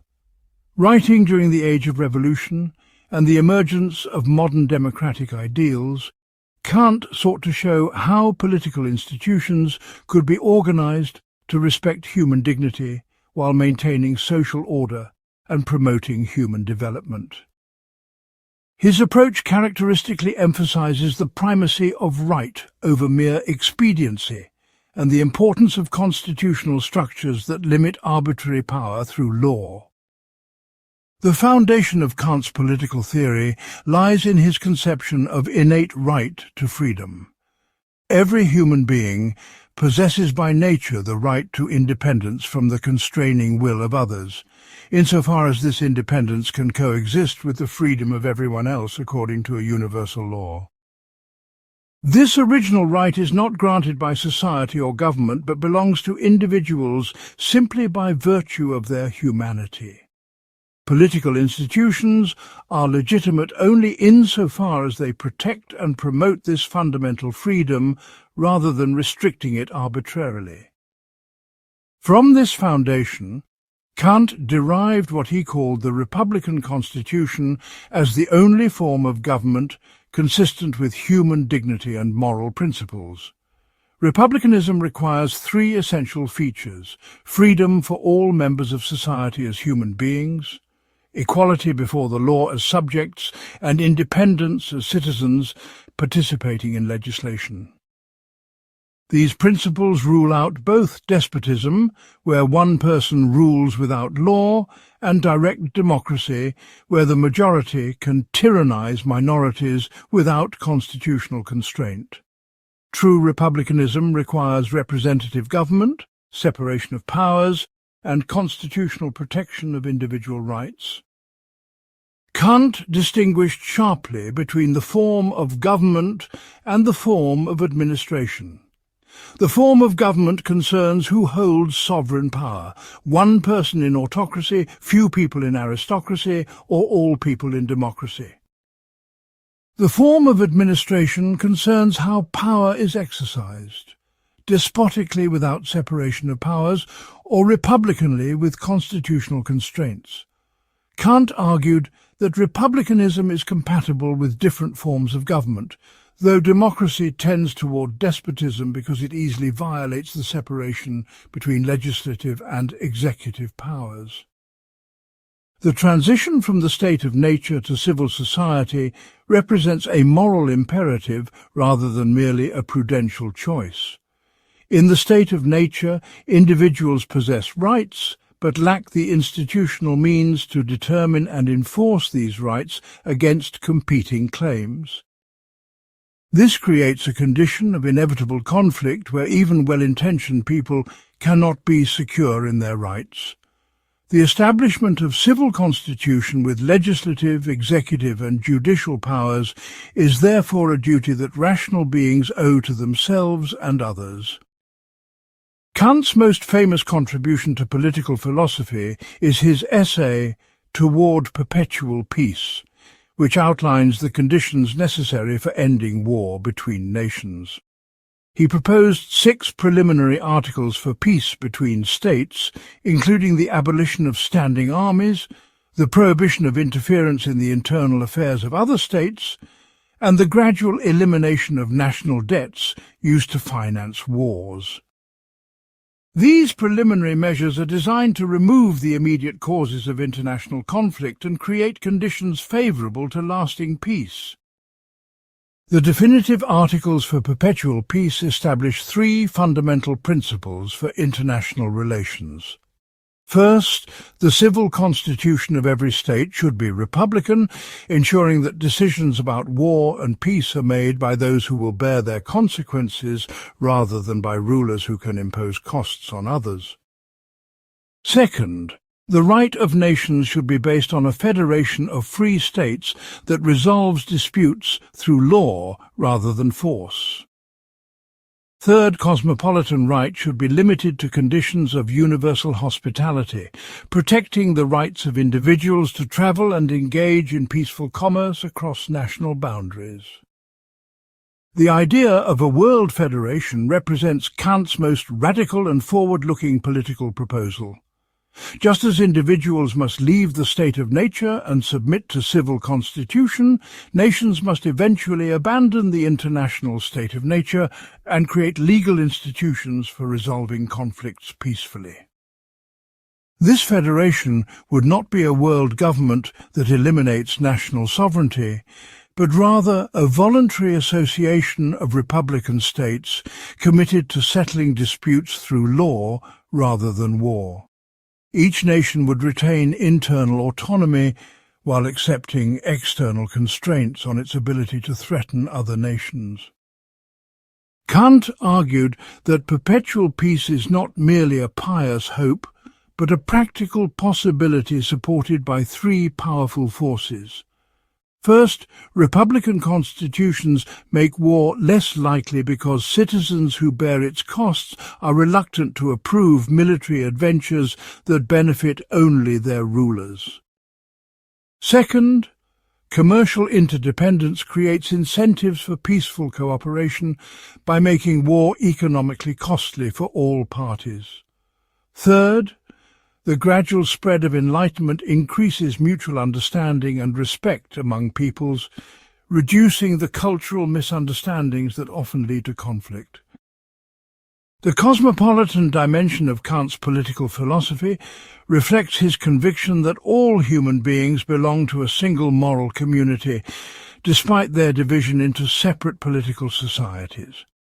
Cosmopolitan right does not permit unlimited immigration or global redistribution of wealth, but it does protect basic rights of visitors and refugees while prohibiting the kind of colonial exploitation that characterized European expansion in Kant's time. This cosmopolitan vision influenced later developments in international law, human rights theory, and global governance institutions. Kant's political writings also address questions of civil disobedience, revolution, and political reform. He generally opposed revolution as a violation of the social contract that destroys the legal order necessary for protecting rights. But he supported gradual reform through constitutional processes and argued that rulers have duties to govern according to principles that promote human dignity and development. This position reflects his emphasis on the rule of law as the foundation of legitimate political authority, rather than the mere will of rulers or the immediate desires of the people. The influence of Kant's political philosophy extends far beyond academic theory to practical institutions and movements. The founders of the United Nations drew explicitly on Kantian ideas about international federation and collective security. Human rights declarations reflect Kantian themes about human dignity and universal moral principles. Contemporary democratic theory continues to grapple with Kantian questions about the relationship between individual liberty and collective self-determination. Environmental governance increasingly employs Kantian approaches to global problems that transcend national boundaries while affecting all humanity. Part 19. Religion within the boundaries of reason. In his essay, Religion Within the Boundaries of Mere Reason, Kant attempted to show how traditional religious beliefs could be rationally reconstructed without either dogmatic theology or skeptical dismissal. This work represents his most systematic effort to address the relationship between moral philosophy and religious faith, demonstrating how practical reason can support religious hope while maintaining the critical limitations established in theoretical philosophy. Kant sought to preserve the essential content of religious belief while grounding it in moral experience rather than theoretical speculation or historical revelation. The central question of religion, according to Kant, is whether human beings can become morally worthy of happiness despite their natural propensity to evil. This question cannot be answered through theoretical knowledge because it concerns the supersensible ground of moral character that lies beyond possible experience. But practical reason necessarily raises this question because moral action aims at the highest good, which requires the eventual harmony of virtue and happiness. Religion addresses this practical need by providing hope that moral effort will ultimately be meaningful and successful.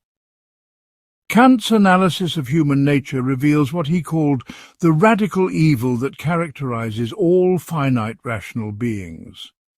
This evil is not the corruption of originally pure nature, but rather the inevitable tendency to subordinate moral duty to self-love when the two conflict. Unlike original sin in traditional Christian theology, Kantian radical evil is not inherited guilt, but rather the universal human propensity to rationalize selfish behavior and avoid the full demands of moral obligation. This evil is radical because it affects the very root of moral choice, but it is not total because humans retain the capacity to choose duty over inclination. The possibility of moral regeneration requires what Kant called a revolution in moral disposition that cannot be achieved through gradual reform alone. Because evil affects the fundamental maxim that determines how we choose between duty and self-interest, overcoming evil requires a complete reorientation of moral character, rather than merely changing particular behaviors. This moral rebirth must be freely chosen by each individual, yet it also seems to require assistance that transcends merely human resources. Religion addresses this paradox by postulating divine grace that supplements but does not replace human moral effort. Kant interpreted traditional Christian doctrines as symbols of moral truths rather than historical facts, requiring literal belief. The Incarnation represents the ideal of moral perfection that serves as an archetype for human moral development. The atonement symbolizes the possibility that past moral failures can be overcome through genuine conversion to virtue. The resurrection represents the hope that moral goodness will ultimately triumph over natural corruption and death. These doctrines have religious significance not because they describe supernatural events, but because they express moral insights that guide and inspire ethical life. The concept of the highest good plays a crucial role in connecting morality and religion. Morality by itself commands virtue as the supreme condition of all value, but it also recognizes that virtuous people deserve to be happy in proportion to their virtue. Since this proportion is never achieved in natural experience, practical reason must postulate conditions that make it possible. Divine justice that ultimately rewards virtue, and immortal existence that provides unlimited opportunity for moral progress. These postulates transform moral hope into religious faith without requiring theoretical knowledge of supersensible objects. Kant distinguished between rational faith and historical faith in religious matters. Rational faith is based on the moral postulates and concerns truths that anyone can reach through practical reason, regardless of cultural background or historical circumstances. Historical faith is based on particular revelations and traditions that may contain rational truth, but are not accessible to pure reason alone.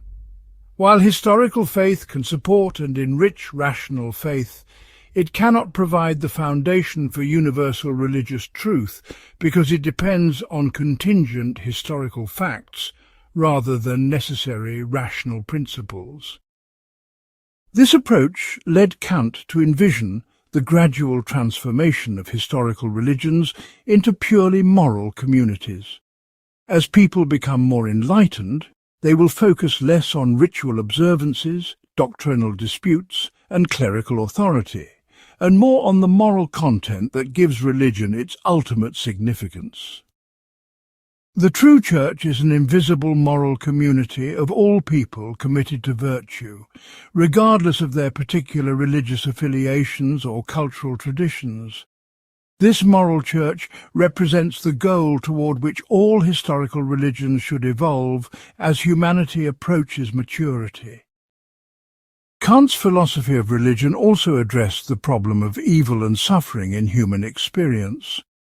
Unlike traditional theodicies that attempt to justify God's permission of evil, Kant focused on the human response to evil as an opportunity for moral development. Suffering can serve moral purposes by testing our commitment to duty, developing our capacity for sympathy, and reminding us of our dependence on others and ultimately on God. But suffering is not valuable in itself. Its value depends entirely on whether it promotes moral growth and deeper appreciation of moral obligation. The practical character of Kantian religion means that religious truth is tested through its effects on moral life rather than through theoretical argumentation. A religious belief is true if it promotes genuine virtue, encourages respect for human dignity, and supports hope for moral progress. A religious belief is false if it undermines moral motivation, justifies cruelty or oppression, or encourages despair about the possibility of ethical improvement. This pragmatic criterion for religious truth reflects Kant's conviction that the ultimate purpose of all human thinking is the promotion of moral good. Kant's religious philosophy has had enormous influence on subsequent theology and philosophy of religion.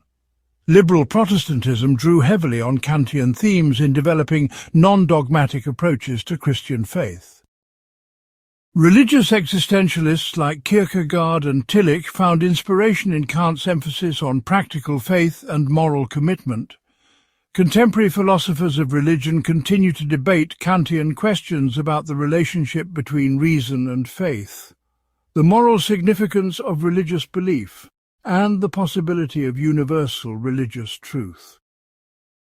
The essay on religion also illustrates Kant's broader conviction that philosophy should serve human flourishing rather than mere theoretical curiosity.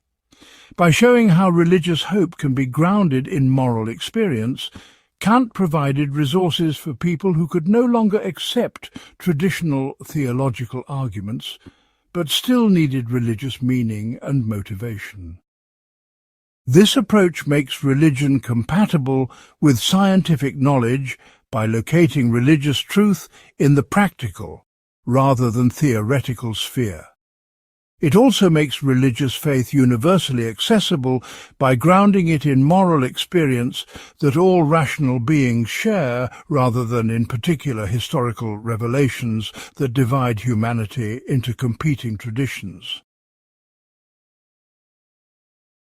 Part 20.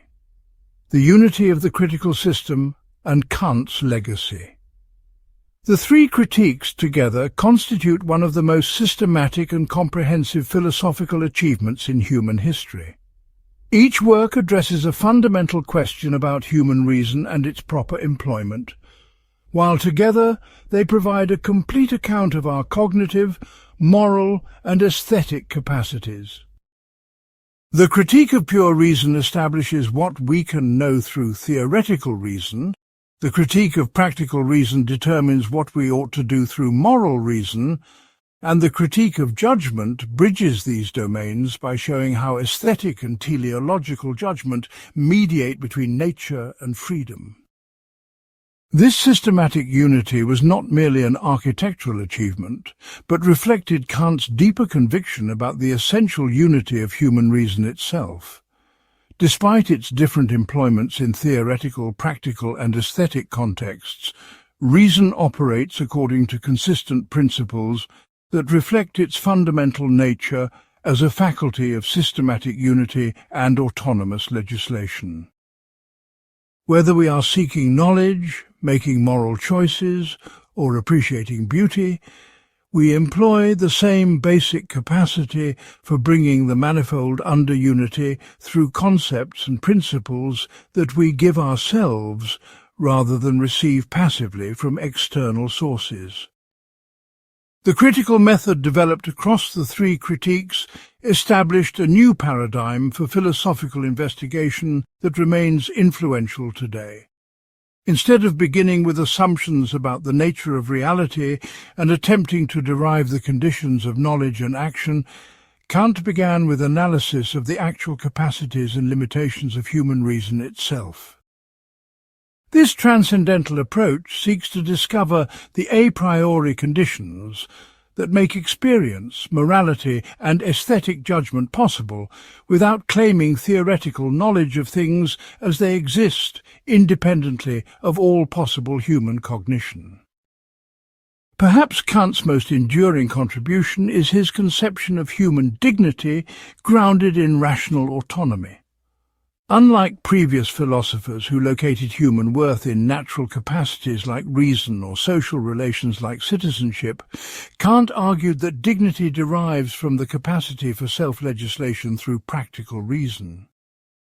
This makes every rational being an end in itself, possessing unconditional worth that cannot be traded against any other values or interests. This conception of dignity has become foundational for modern human rights theory, democratic political institutions, and international law governing the treatment of persons. The influence of Kant's moral philosophy extends far beyond academic ethics to practical institutions and social movements. The categorical imperative provides a framework for evaluating laws, policies, and individual actions that emphasizes universalizability and respect for persons. Contemporary discussions of business ethics, medical ethics, environmental responsibility, and international relations regularly employ Kantian concepts and arguments. The emphasis on moral autonomy has influenced educational theory, psychotherapy, and approaches to criminal justice that emphasize rehabilitation over mere punishment. Kant's aesthetic theory revolutionized thinking about art, beauty, and the role of imagination in human experience. The doctrine of aesthetic judgment as subjective yet universal helped establish the autonomy of aesthetic experience while maintaining its connection to broader human values. The theory of genius provided a framework for understanding artistic creativity that influenced romantic literature and art throughout the 19th century. Contemporary aesthetics continues to grapple with Kantian questions about the relationship between aesthetic and moral value, the nature of artistic meaning, and the role of emotion in aesthetic experience. The critical philosophy also transformed epistemology by showing how knowledge depends on the active contribution of the knowing subject rather than passive reception of given objects. This insight anticipated later developments in psychology, cognitive science, and philosophy of mind that emphasized the constructive role of mental activity in perception and cognition. Contemporary discussions of conceptual schemes, paradigm shifts in science, and the social construction of knowledge all bear traces of Kantian themes about the mind's contribution to experience.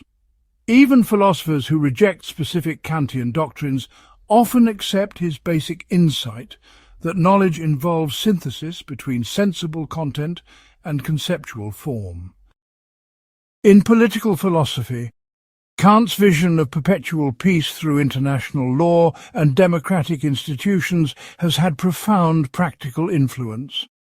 The League of Nations, United Nations, International Court of Justice, and various human rights treaties all reflect Kantian ideas about resolving conflicts through law rather than force.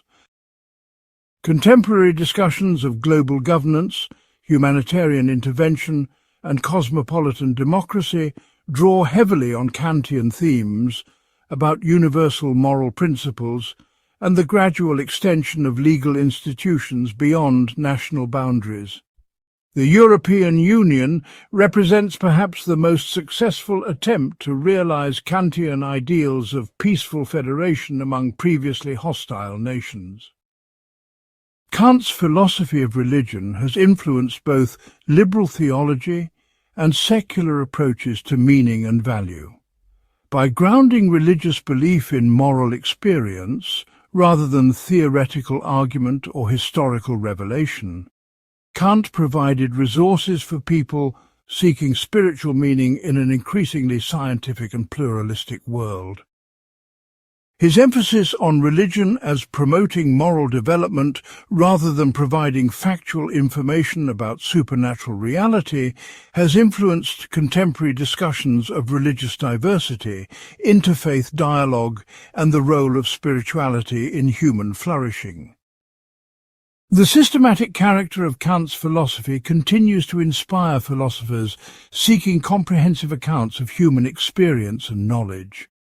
While few contemporary philosophers attempt to construct systems as ambitious as Kant's, his example shows how detailed analysis of particular problems can contribute to broader understanding of fundamental questions about knowledge, morality, and meaning.